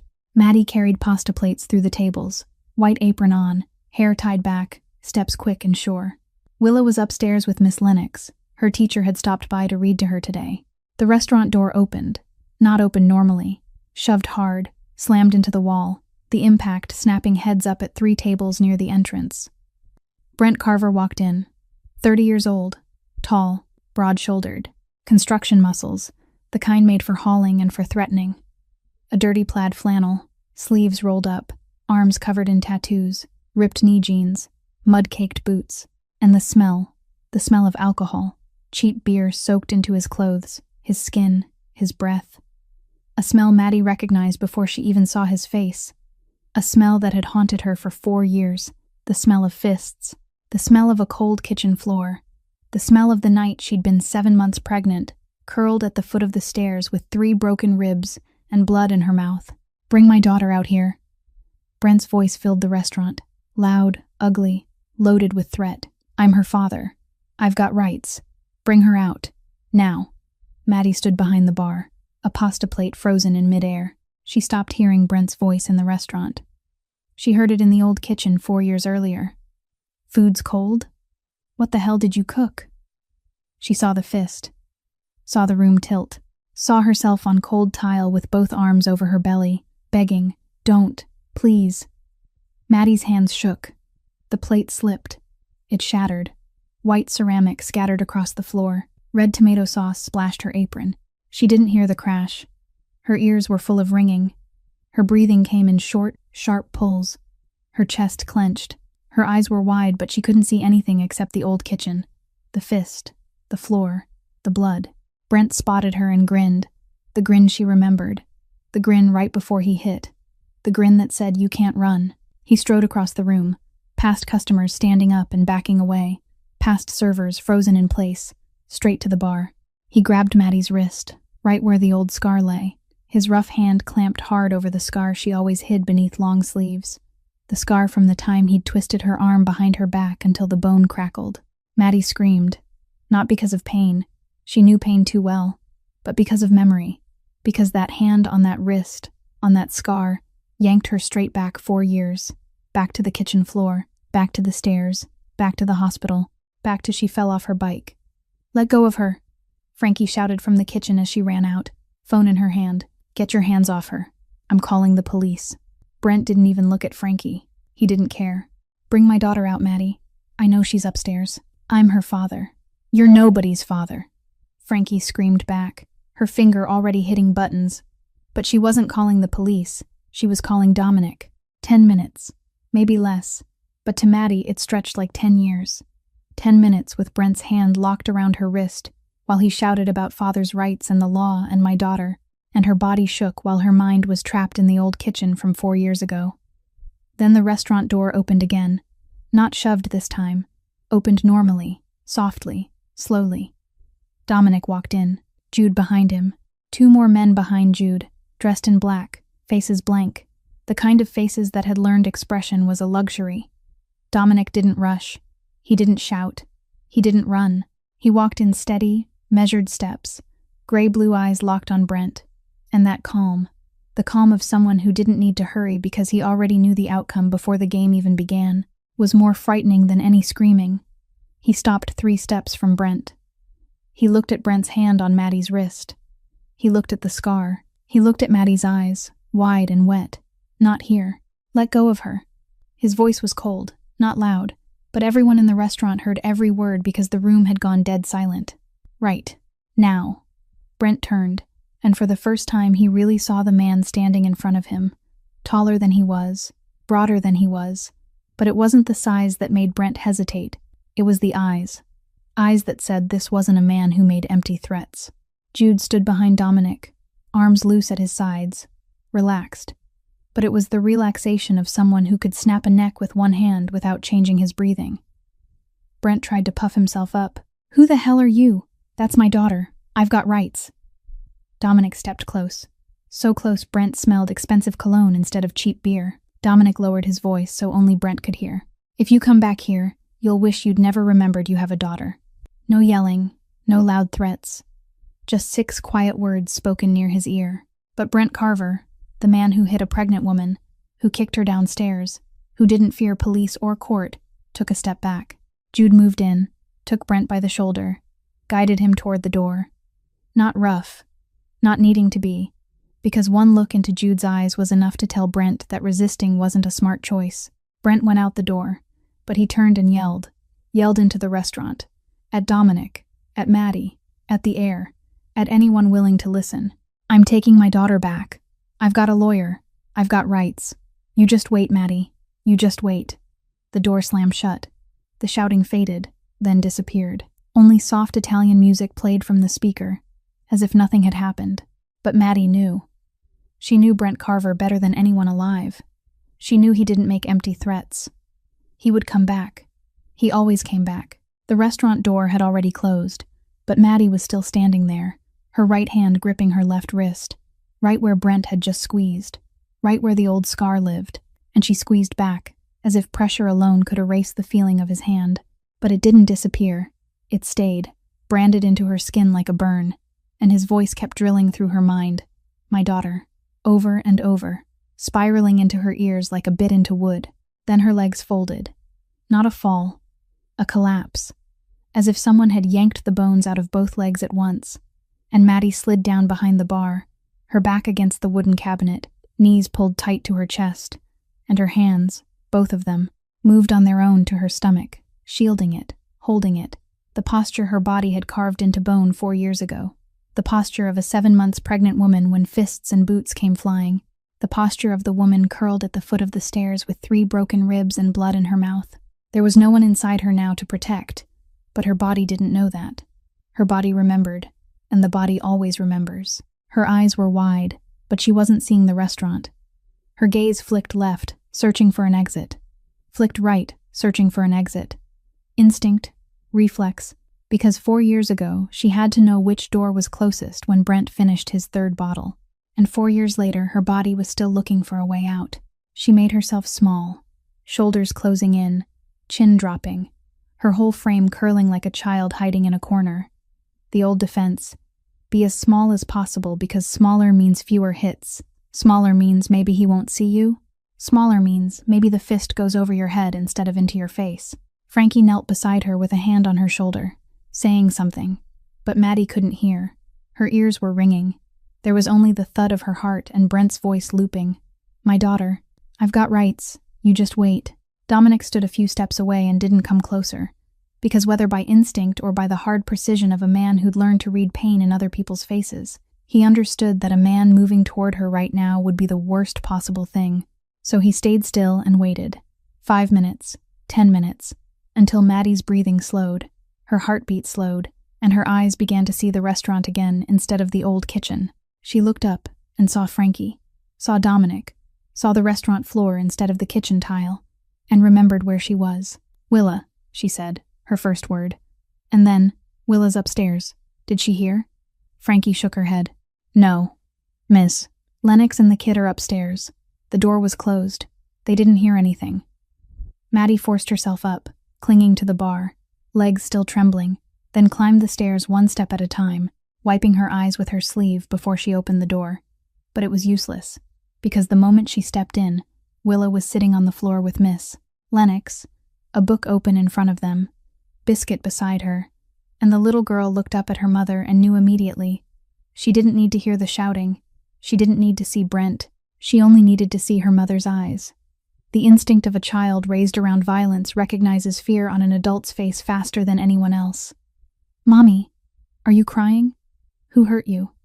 5 years old, and her first question wasn't what happened, it was who hurt you, because in Willa's world her mother's tears always meant someone had caused pain. Always. Maddie dropped to her knees and wrapped her arms around her daughter, tight, so tight Willa squeaked. "Mommy, too tight. But Maddie couldn't let go, because she was holding the only reason she was still standing. "Miss." Lennox rose, touched Maddie's shoulder gently, whispered, "I'm going to head out. Call me if you need anything," and slipped away. Soft footsteps on the stairs, then quiet, then a different set of footsteps, heavier, slower. Dominic stood in the doorway and didn't enter. He waited. Willa looked at him over her mother's shoulder. "Daddy D, who made Mommy cry? Daddy D," she said it as if it came with responsibility, as if he was the one who had to fix this. Dominic stepped inside, knelt beside them, and pulled both mother and child into his arms big enough to circle Maddie and Willa together. Maddie went rigid for a second, reflex, her body bracing for a punch. But the punch didn't come. Only warmth. Only the clean scent of cologne and freshly laundered shirt. Only a broad chest and a steady heartbeat from a man who didn't shout, didn't hit, didn't demand. And for the first time in her life, Maddie leaned into a man's chest without flinching for pain. That night Willa slept, and Dominic and Maddie sat on the small living room sofa with the lights off, only streetlight filtering through the curtains, and Maddie told him everything, without hiding, without smoothing it over, without saying she fell off a bike. She told him about the first time Brent slapped her because the food was cold, about the fist to her stomach when she was 7 months pregnant with Willa, about the kick that sent her down the stairs, 3 broken ribs, lying at the bottom of the staircase too afraid to cry out because she knew he would kick again, about the hospital and the lie, she fell off her bike, that both she and Brent fed the doctor, about being locked in a room for 3 days, using a bucket to go to the bathroom, eating stale cookies she found under the bed, about the night she ran at 3 a.m. with 1-year-old Willa and Biscuit, a backpack on her shoulder, a night bus. Dominic listened in silence, jaw clenched so hard the muscle jumped, teeth grinding loud in the dark room, his fist on his thigh turning white at the knuckles, ridged like a mountain range. He was a man used to solving problems with violence, and everything in him was screaming to get up, go out, find Brent Carver, and make sure that man never touched anyone again. "I won't let him lay a hand on you two." "Never," Dominic said, his voice low, shaking slightly with restraint. Maddie looked at his fist, looked at his jaw, and she knew what he was thinking. She knew that in his world this could be handled in one night, and Brent Carver could vanish forever, but she reached out and covered his white-knuckled fist with her hand, small on large, fragile on rough, and said, "You can't solve this your way." And it was the first time she called him you, the way you call someone close. Not Mr. Kane, not Mr. D like Willa, but you, as if he belonged in her life, as if she had the right to say it. "If you do it your way, you'll go to prison, and Willa will lose you." And she didn't say, "I'll lose a place to live." She didn't say, "We'll get into trouble." She said, "Willa will lose you," admitting what he was to her daughter, admitting he was family. Dominic looked at her, at the small hand on his fist. Then he lowered the fist, opened his palm, and let her fingers slip between his. "Okay, your way." 2 weeks later, Miss, Lennox called Maddie at midday, her teacher voice calm but tight. "Maddie, there's a man standing outside the school fence for about 20 minutes. He was watching Willa play in the yard. I alerted school security. He left." Maddie ran from the restaurant to the school, 5 blocks, shoes skidding on melting snow, her apron still on. And at the gate she saw Willa on the swings, laughing, knowing nothing. And Maddie hugged her and cried right there by the entrance. Willa panicked. "Mommy, what is it? Did I do something wrong?" That question again. Did I do something wrong? The child always believing she is the cause. Dominic sent Jude to watch the school from a distance. No attention, no violence, just a black car parked half a block from the gate, and Jude's scarred eyes scanning every face that drifted near the fence. Then the messages came. An unknown number. At midnight, Maddie's phone lighting up the bedroom darkness. "You think that Mafia guy's gonna protect you forever?" At 3 a.m, a second message. "I know what school my daughter goes to." At 5 a.m, a third message. "I'm taking back what's mine." Maddie read each one, her hands shaking so badly the phone slipped from her fingers and thumped onto the pillow. And she sat, clutching that pillow all night, eyes locked on Willa's bedroom door, not blinking, not sleeping. Because if she closed her eyes, who would watch over Willa? The next morning she handed the phone to Dominic, and he read every message, jaw tightening, knuckles whitening against the edge of the screen. But he didn't say he'd handle Brent. He said, "Screenshot everything, every text." Every call. Every time he shows up at the school. All of it is evidence. Your way. He was doing it her way. And Maddie, the woman who had been running for 4 years. Running from Brent. Running from homes. Running from memories. Running until there was nowhere left to run. And she ended up in a van, in the heart of a Chicago winter. Looked Dominic in the eye and made a decision. She wasn't running anymore. She'd run enough. 4 years of running was enough. This time she fought back. On a Tuesday morning, the mail carrier came to Frankie's restaurant with a brown envelope stamped with the Cook County court seal. Maddie opened it with hands still dusted with flour from helping Frankie knead dough that morning. Court papers. Brent Carver had filed for shared custody of Willa Carver, 5 years old. Maddie read the petition 3 times. The ink smeared where her fingers were still dusted with flour, but she caught every line. Brent Carver, biological father, petitioning for joint custody of the minor child, Willa Carver, attorney of record, a name she didn't recognize, an office on the south side of Chicago, the kind of lawyer who was cheap but slippery, the kind who took cases decent lawyers refused. The petition was written well. It read like Brent Carver was a repentant father who'd changed, who was trying to find his way back to his daughter after a period of personal hardship. He had steady work at a construction site. He had a new girlfriend. He had a clean apartment in West Englewood. He had statements from coworkers saying he was hardworking and reliable. It was all theater, Maddie knew, but on paper it looked convincing. And the most frightening part was on the second page. Brent's lawyer argued that Maddie was living in property owned by a person with ties to organized crime, that this environment wasn't safe for a child, that Maddie wasn't married and didn't have a stable family, that she was financially dependent on an individual with a questionable criminal history. Maddie set the papers down on the table. Her hands shook, not because she was afraid of Brent, but because if the court dug deeper into Dominic, if they peeled past the businessman's surface and the restaurants, if they found what she'd heard through that cracked door that night, shipment, territory, handle it, she would lose Willa. Not because Brent deserved her, but because the system didn't care who deserved what. The system cared who looked better on paper. That evening, Dominic sat across from Maddie in the back room of the restaurant, reading the petition.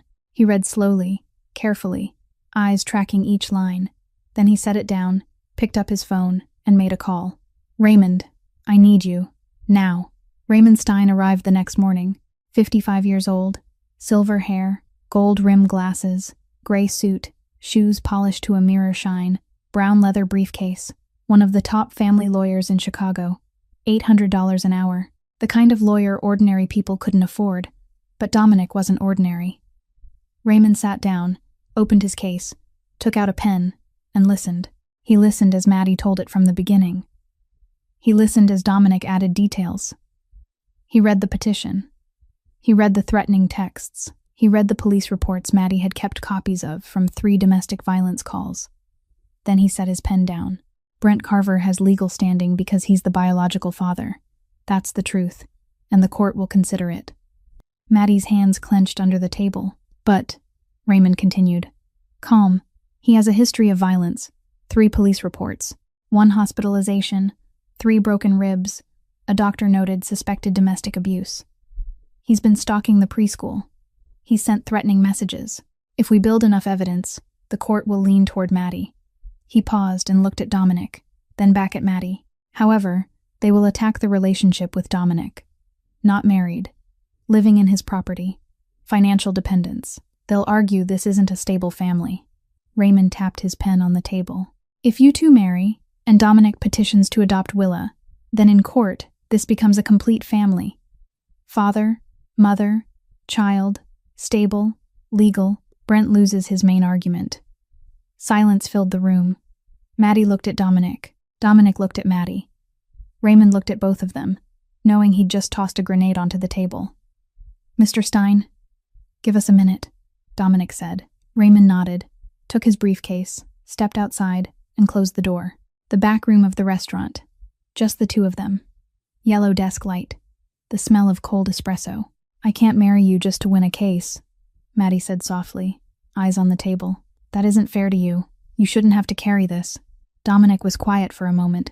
Then he said, low and slow, each word weighted. What if it isn't only for the case? Maddie looked up, looked at him. His gray-blue eyes weren't steel-cold now. They were warm. So warm she almost didn't recognize them as the same eyes. I've lived 36 years believing I didn't deserve a family. My world is dark, violent. I built an empire, then went home and stared at my mother's photo at midnight because there was nobody else to look at. He paused, swallowed.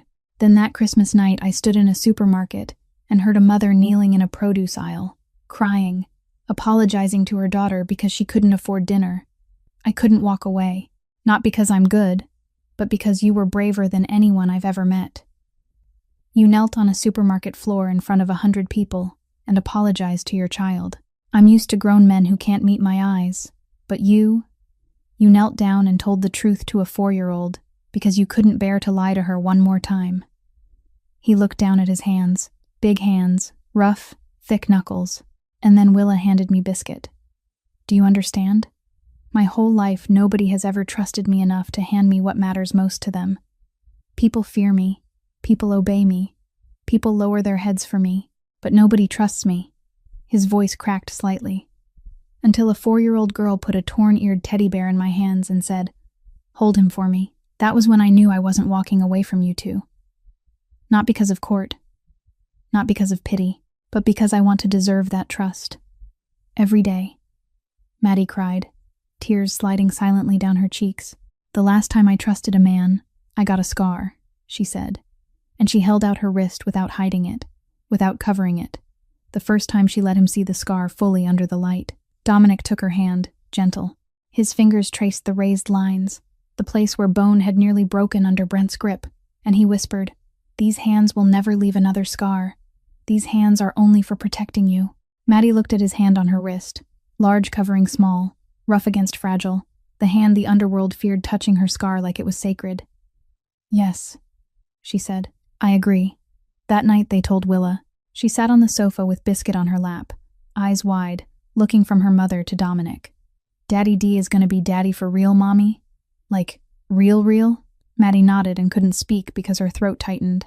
Willa looked at Dominic, then launched herself at him like a small bullet wrapped in star-patterned pajamas, arms around his neck, legs locked around his waist, and she shouted into his shoulder, I knew it. Biscuit knew too. Biscuit told me a long time ago." Dominic held her tight, eyes closed, and tears, the kind the Chicago underworld would never believe were real, fell into Willa's blonde hair. Maddie sat beside them and wrapped her arms around both. 3 people on a small sofa, in a small apartment, above a small Italian restaurant, and for the first time in her 27 years, Maddie believed she deserved to be happy. The wedding took place on a Saturday afternoon at Frankie's restaurant, after closing time. It wasn't a big wedding. There was no church, no orchestra, no 300 guests.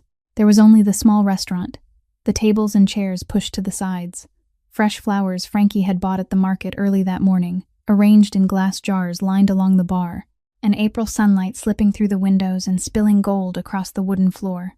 The civil registrar arrived at 3 o'clock, a small, elderly man with thick glasses, holding his ledger, looking at Dominic, then at Jude, then back at Dominic, swallowing hard, but asking nothing. Willa wore a little white dress, the kind Frankie had custom-made at her familiar shop. Lace at the sleeve hems, a bow at the back. The child held a bouquet of 3 white roses, small enough for her hand, and she walked with solemn seriousness, as if she were carrying out the most important mission of her life. And on the chair beside where she stood, Biscuit sat with ceremony, placed in the seat of honor by Willa herself, a stuffed bear with a torn ear leaning against the chair back, face turned forward, like the most special guest in the room.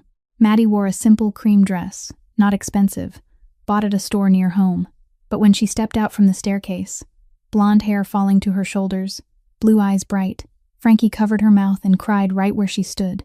And she cried from that moment to the very end. She cried when Maddie stood beside Dominic. She cried when the registrar read the vows.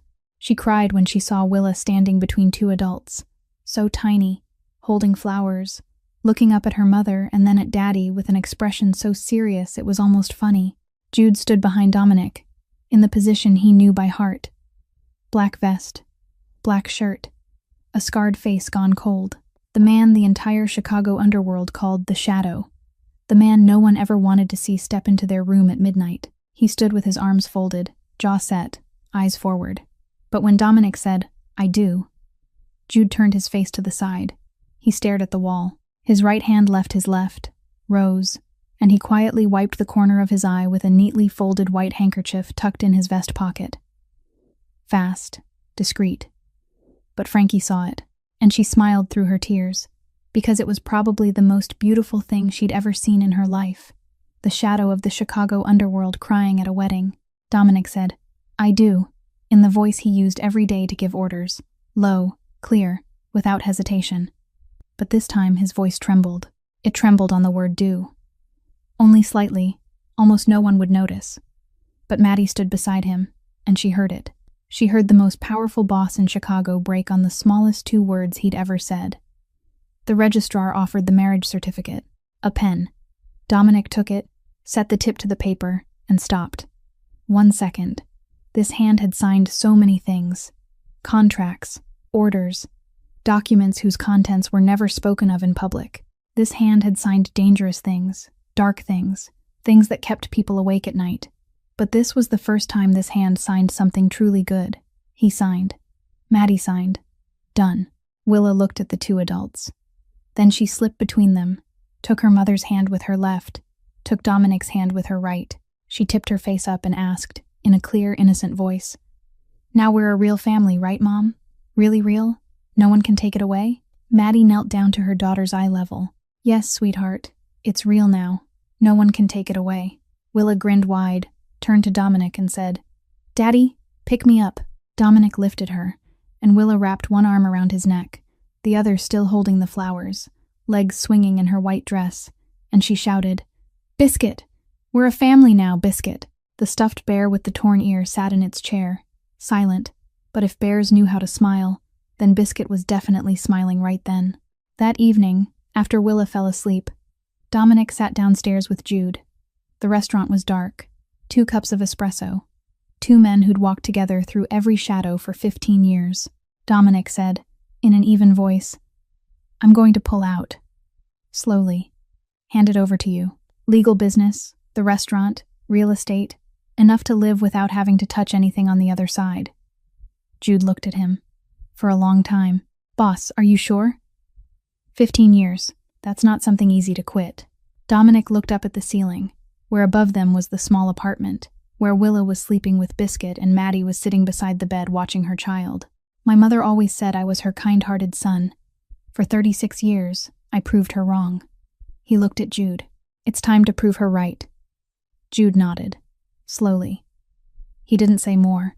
He didn't need to hear more. 15 years was enough to know when Dominic had decided it was done. In the weeks that followed, the real war began.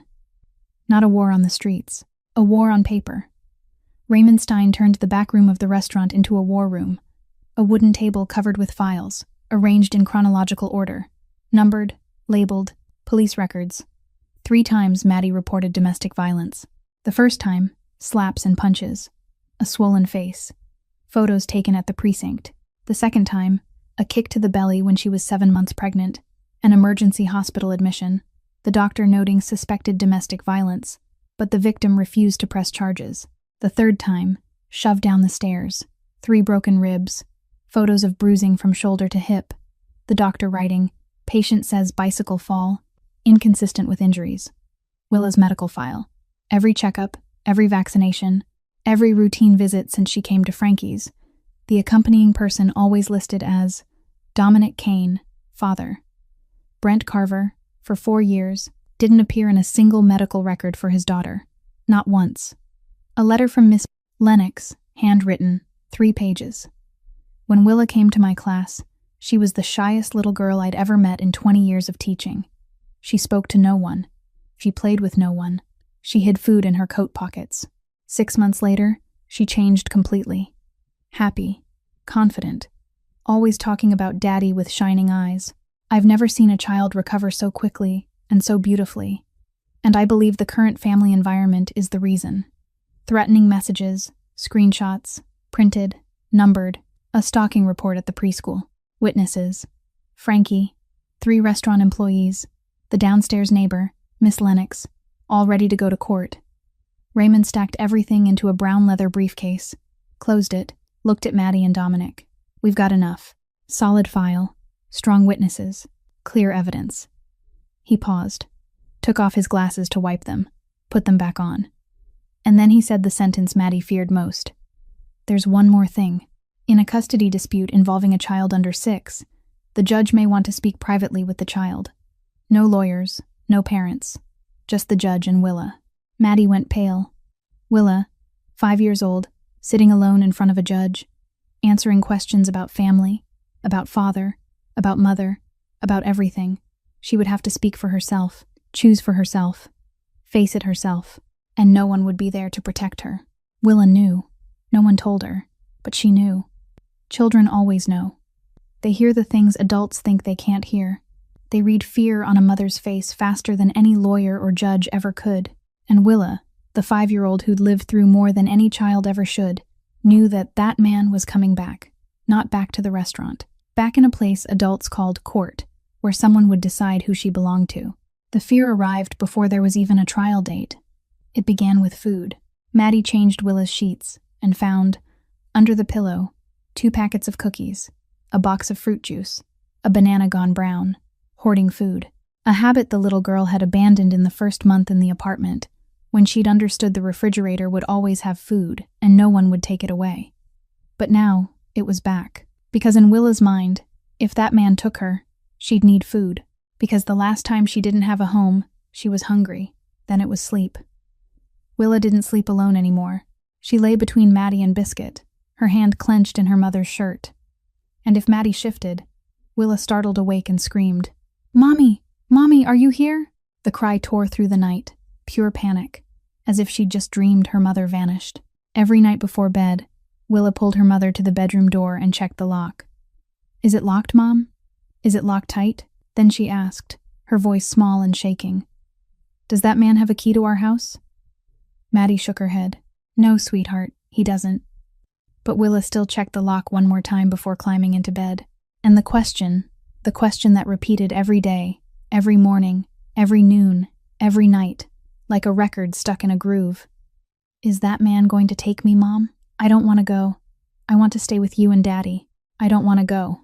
Maddie held her and said, no one would take her, but she knew that promise wasn't in her hands. It was in a judge's hands. And that made her want to scream. 2 a.m, 5 days before the hearing. Dominic was in the living room, going through the file Raymond had sent, eyes burning with exhaustion, his 3rd cup of espresso beside him, when he heard crying from Willa's room. Not screaming, silent crying, the kind of crying a child learns in a house with a man who hits, the kind of crying that doesn't dare make noise because noise might summon a fist. He opened the bedroom door. Willa sat on the bed, clutching Biscuit, her blanket wrapped around her, trembling. The starlight cast tiny dots on the walls, but tonight they weren't enough to chase the darkness out of her mind. "Daddy." Her voice was small. "Is that man going to take me?" Dominic sat on the bed beside her. Not rushed, not frantic. He simply sat there, so Willa could feel the weight of him on the mattress, the big, warm, steady presence. "No one's taking you. Daddy promises. Daddy's here." Willa looked at him, blue eyes wet, shining in the starlight, and she said something Dominic didn't expect. "But that man hit Mommy." Silence. "I remember. I heard Mommy crying when I was little." Dominic went still. Willa had been 1 year old when Maddie ran in the middle of the night with her in her arms. 1 year old, not talking yet, not walking steady yet, but she remembered, not in pictures, because a 1-year-old brain doesn't store pictures the way an adult's does. She remembered in sound, her mother's crying, fists hitting the wall, a body slamming into the floor. Trauma carved itself into her subconscious before she even had words, like a scar in the bone no one can see. But when the weather changes, it aches. Willa remembered, even without language to describe it, even though no one told her. Her little body remembered, because a child's body records fear better than any diary ever could. "I'm scared," Willa whispered. "I'm scared that man will take me and hit me like he hit Mommy." Dominic gathered her up, pulled her into his arms, tiny in his big embrace, shaking in something solid. And he did what he always did when Willa was afraid. He got a book. He read a story. The first one, in a monster voice. The second one, in a dragon voice. The third one, in a princess voice. Willa stopped crying during the first book. She gave a small laugh during the second. Her eyes went heavy during the third. But she still didn't sleep. She still clung to his shirt. She still feared that if she let go, he would disappear. Dominic set the book down, and he sang. A song his mother used to sing to him when he was 6, in a cold kitchen, on nights there was no dinner, in Italian. Softly, awkwardly, because he wasn't used to singing. A mafia boss's voice isn't a lullaby voice. It was too low, too rough, too trained to command. But he sang anyway, each word, slowly, stumbling over a few parts because it had been so long since he'd remembered the lyrics.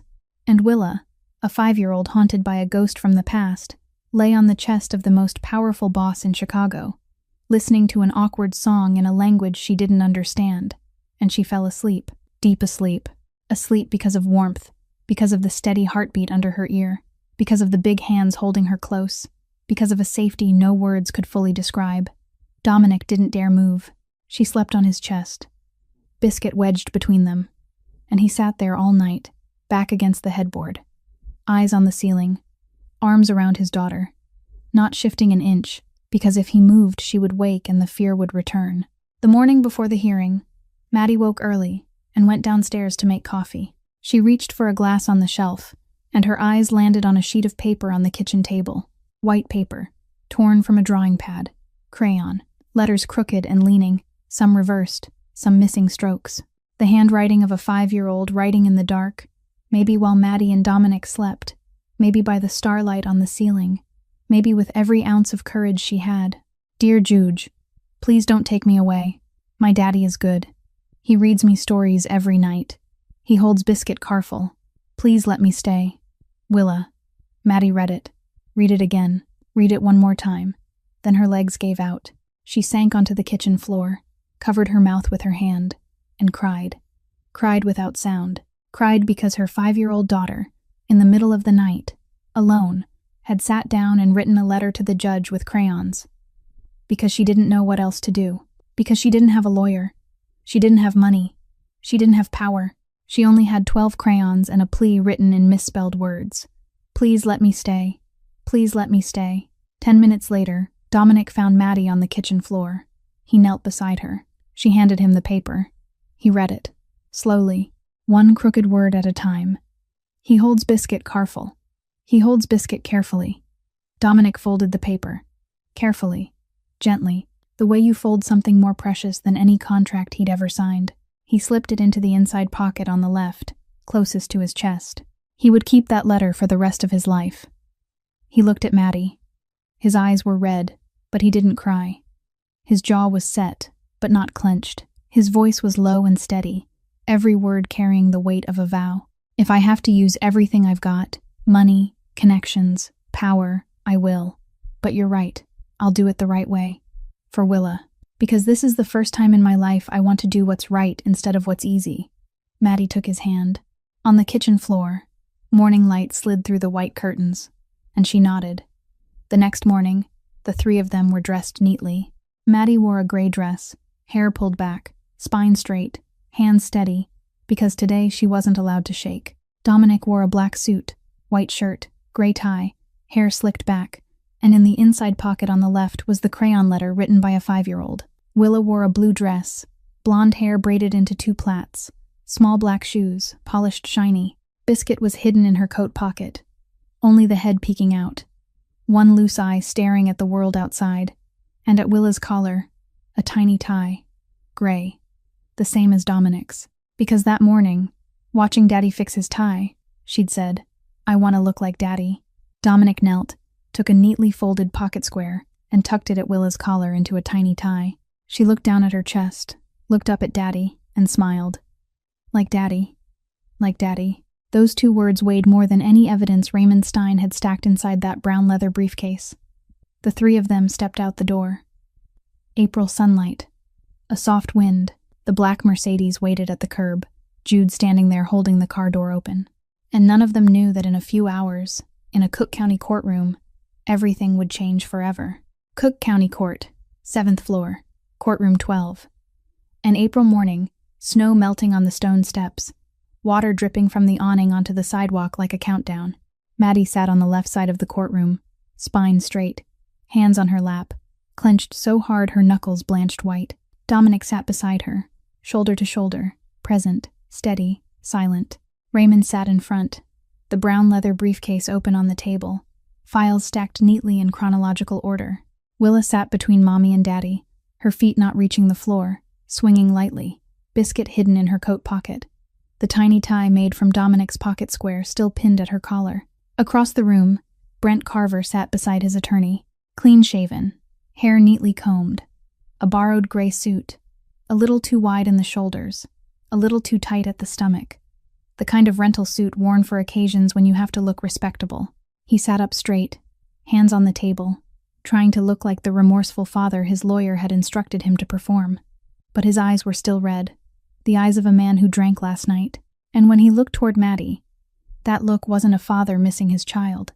It was the look of a man angry because something he considered his had been taken.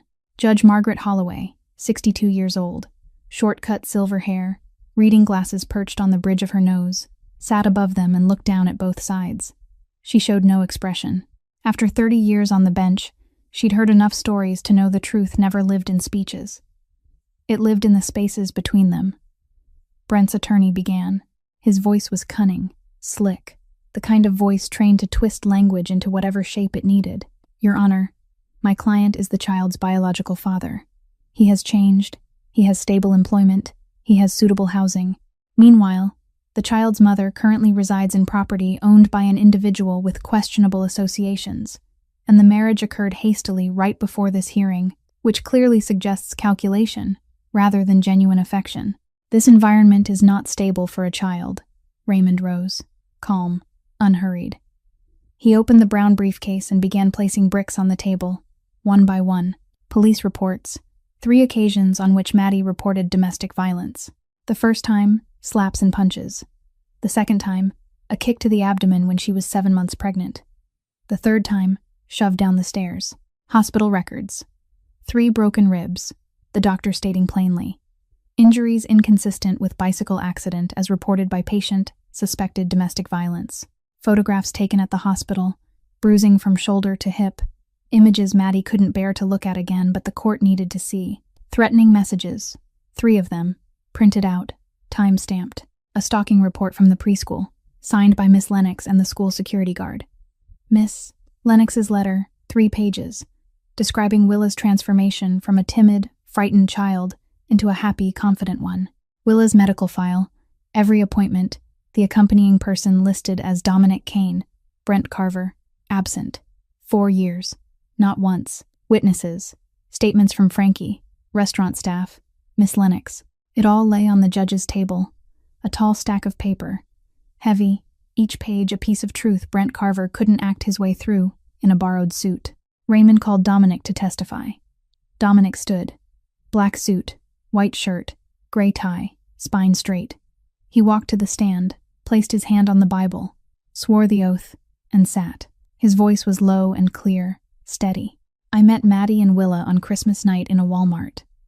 She was kneeling in the produce aisle, crying, apologizing to her daughter because she had nothing to feed her for dinner. I've heard a lot in my life, he paused, but I've never heard anything that made it impossible for me to walk away the way that apology did. The courtroom went still. Judge Holloway looked at him over her glasses. Willa gave me something no one ever has. His voice slowed. She called me Daddy. She handed me a stuffed bear with a torn ear, the most precious thing she owned, and she said, "Hold it for me. In my entire life, no one trusted me enough to hand me what mattered most to them." He looked straight at the judge. Every day I try to deserve that trust. Every day. Raymond called Maddie to the stand. She rose. Her legs didn't shake. Her voice didn't shake, because today she wasn't allowed to shake. Today she fought. 4 years. Maddie faced forward, not looking at Brent. 4 years without one phone call. Not $1. Not one question. 4 years Willa grew up without knowing what a father even is. 4 years she asked me, "Mom, why do the other kids have a dad and I don't?" And I didn't know how to answer. Her voice held hard. Her eyes stayed dry. Now he wants to take back his daughter, as if Willa is an object he left on a shelf 4 years ago and now remembers he wants again. Willa is not an object. Willa is a person, and he doesn't know who she is. Judge Holloway turned to Brent. Her tone was even, not biased, but each question landed like a blade. Mr. Carver, tell the court, what is Willa's favorite food? Brent looked at his attorney. The attorney couldn't prompt him. Brent turned back. Pizza? It was macaroni and cheese with bacon. Wrong. The name of the stuffed animal she carries everywhere? Brent swallowed. I don't know. Biscuit, her closest friend. The one thing she carried from her grandmother's house through 4 years of running. He didn't know. Willa's teacher's name? Brent shook his head. He couldn't say it. Miss Lennox. The one who wrote 3 pages about the child's miraculous change. He didn't know. What is Willa most afraid of? Brent flicked a pleading glance at his attorney. The attorney stared down at the table. Brent stayed silent. Willa was afraid of the dark, afraid of doors slamming, afraid of the smell of alcohol, afraid that man would take her away. He didn't know. Does Willa have any allergies? Allergies? Brent repeated the word as if he were hearing it for the first time. Brent Carver, the man demanding the rights of a father, didn't know what his daughter liked to eat, what she held, who taught her, what she feared, what she was allergic to. 4 years of absence was no longer a number on paper. 4 years of absence was now stripped bare on the judge's desk.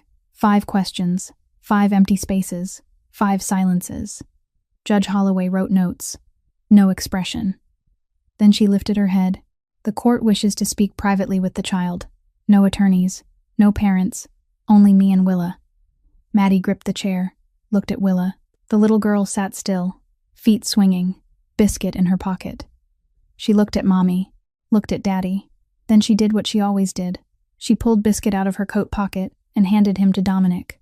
Hold him for me, Daddy. I'll come back. Her voice was calm, calmer than every adult in the room. Because she believed.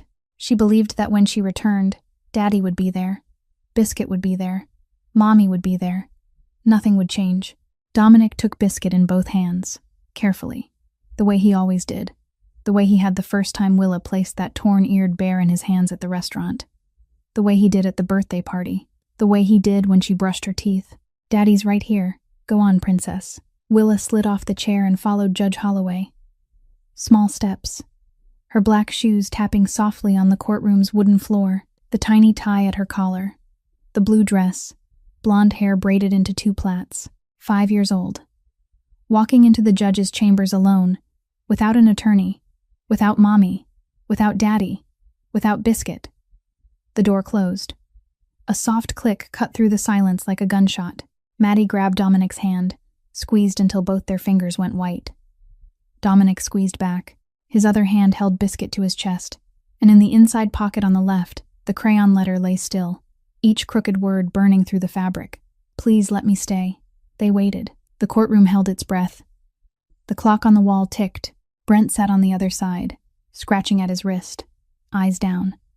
His lawyer flipped through meaningless papers, and the two on this side sat hand in hand, Biscuit between their intertwined fingers, waiting for the door to open and for the 5-year-old to walk out and tell them what their future would be. 6 months after the hearing, on the living room wall of the new house, inside an oak frame, the adoption certificate sat with quiet dignity beside Willa's crayon drawing. The name on the paper read, Willa Kane, no more Carver, Kane. Dominic had framed it with his own hands, hung it himself, stood there for a long time, then stepped back, tilted his head, and adjusted it until it was perfectly straight, as if that sheet of paper mattered more than every contract he'd signed in his life, because it did.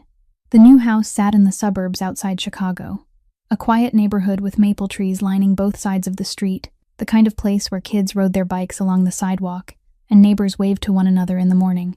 3 bedrooms, a yard, a white fence that Willa said looked exactly like the one in cartoons. 1 bedroom for Maddie and Dominic, 1 for Willa, with starlights on the ceiling, Biscuit on the bed, a drawing of the 3 of them taped to the wall, and 1 more room, smaller, painted a pale yellow. Willa asked, "Who's this room for, Mom?" Maddie looked at Dominic. Dominic looked at Maddie. A spare room, for when you have a little brother or sister. Willa shrieked with joy, hugged Biscuit, spun around the yellow room and told the bear, "Did you hear that, Biscuit? We're gonna have a baby. You have to teach the baby how to play. Dominic had almost completely pulled out of the old world. Jude took over. 15 years following the boss. And now Jude stood alone, and he stood steady. Because Dominic had taught him enough. When Dominic signed the transfer papers, he gripped Jude's hand and said, "You're my brother, not by blood. Thank you for 15 years. Jude raised an eyebrow, pretending he wasn't moved. "You owe me for life." Then he turned his face away, and Maddie would swear she saw his shoulders shake. Willa had a best friend. Penny, the curly-haired brunette girl in the house across the street, came over most afternoons, the two of them drawing pictures, riding bikes, arguing and making up again within 5 minutes. Willa could ride a bike now. Her knees still scraped from falling so often, but she didn't cry anymore. She just got back up, brushed the dirt off, climbed on again, and kept pedaling. The wounds were healing, but they weren't gone. Willa still startled awake some nights, eyes wide in the dark, heart racing, unsure where she was. But now she didn't scream for her mother. She lay still and whispered to herself, "I'm home. I'm safe. Daddy's in the next room." Then she hugged Biscuit tighter, closed her eyes, and fell asleep again. Maddie still sometimes flinched when a door slammed. An old reflex, the body remembering before the mind could remind itself that no one hit her anymore. Dominic noticed. He didn't say anything. From then on, he closed doors gently. Always. Every door in the house. He closed softly, as if every loud sound was an apology he didn't want Maddie to have to hear, and sometimes he still took calls outside. He'd step onto the porch, speak low, voice deep, saying things Maddie didn't ask about and he didn't explain. The old world hadn't fully let go, but every time he came back inside, he kissed her forehead and asked, "Is Willa asleep yet?" And Maddie knew he was trying. Every day he was trying. And for her, that was enough. Saturday morning. Autumn sunshine. The black Mercedes parked in front of Walmart. That same Walmart. The same parking lot. The same automatic doors. The same harsh white fluorescent lights inside. But this time it wasn't midnight on Christmas. It wasn't a hungry mother and child shivering. It wasn't $1.25 from 12 cans. The three of them walked in. Willa sat in the cart, legs swinging, talking nonstop about Penny. "Mom," Penny said, "Penny's house has a cat. Can we get a cat?" Penny said her cat's name is Noodle. "That's such a funny name. Daddy, what would we name our cat?" Dominic pushed the cart. "Ask your mom." "Mom? Let me think." "Think fast, Mom." They passed the fruit. Willa pointed. "Oranges. Daddy, get oranges." They passed the cereal aisle. "Mom, this one. It has a bear on it, like Biscuit." "All right, just one box." "Yay." They passed the apples. "Daddy, can I get green apples?"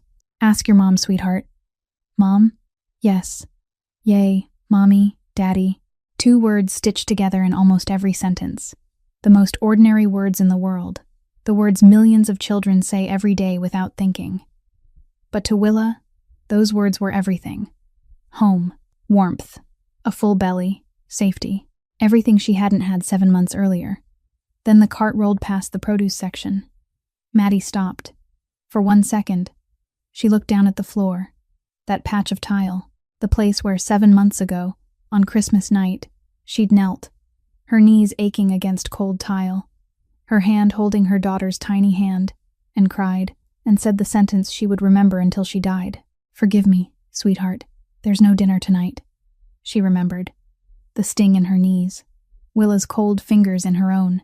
Tears falling onto the floor. The security guard. The shame.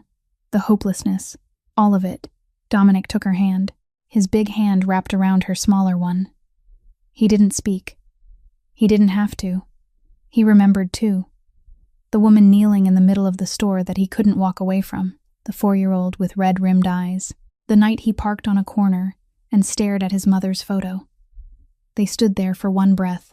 Then Willa shouted from the cart, "Mom, get oranges for our house. Our house." 2 words, full of pride in Willa's voice, as if choosing oranges for the family was the most important job in the world.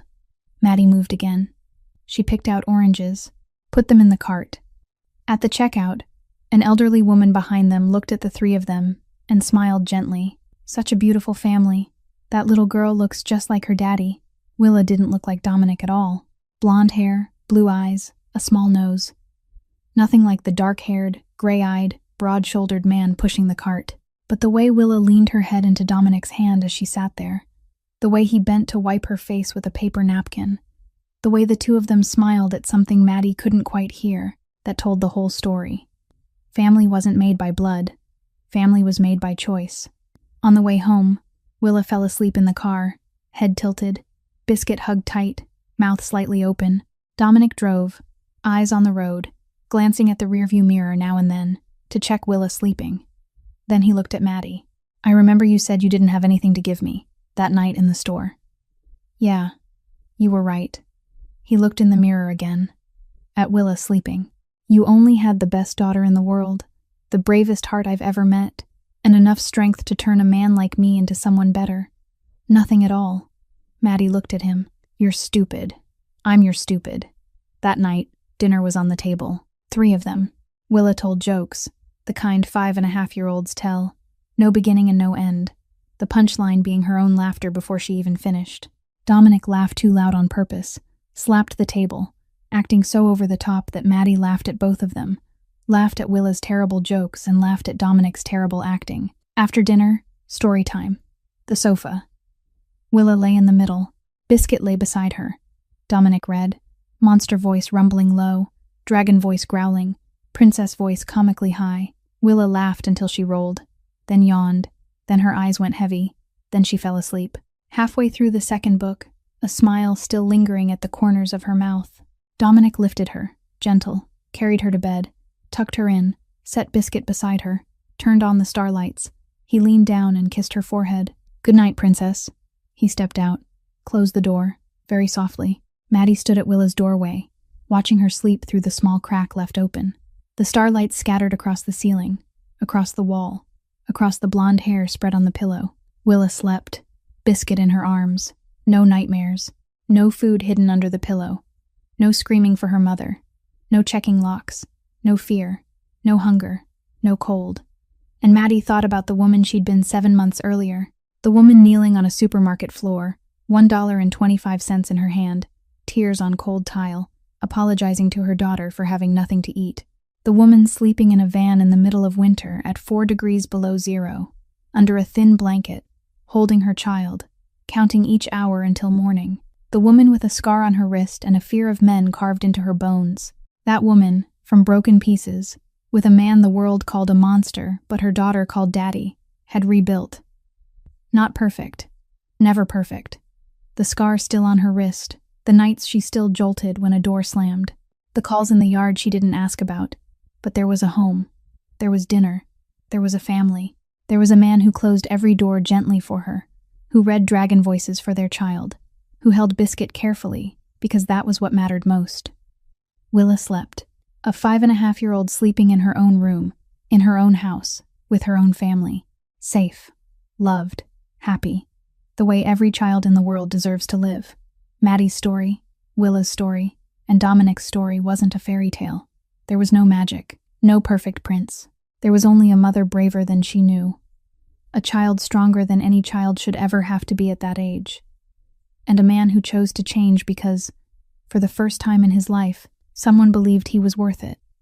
The lesson here isn't about wealth or power. It's about choice. Every day, we choose kindness or indifference. We choose to step toward someone or walk away. We choose to protect or to turn our backs. And sometimes, a small choice in a supermarket on Christmas night can change 3 lives forever. If this story touched your heart, please tap the like button, share this video with the people you love, and subscribe to the channel and turn on notifications so you can hear more moving stories every day. We'd truly love to hear from you. How did this story make you feel? Have you ever witnessed or lived through a moment that made you believe kindness still exists in this world? Share what you feel deep in your heart in the comments below, because every line you write is encouragement for us to keep bringing you meaningful stories. Wishing everyone watching this video strong health, a joyful life, peace in each day, and the comfort of being surrounded by people who love you. Goodbye, and we'll see you in the next video.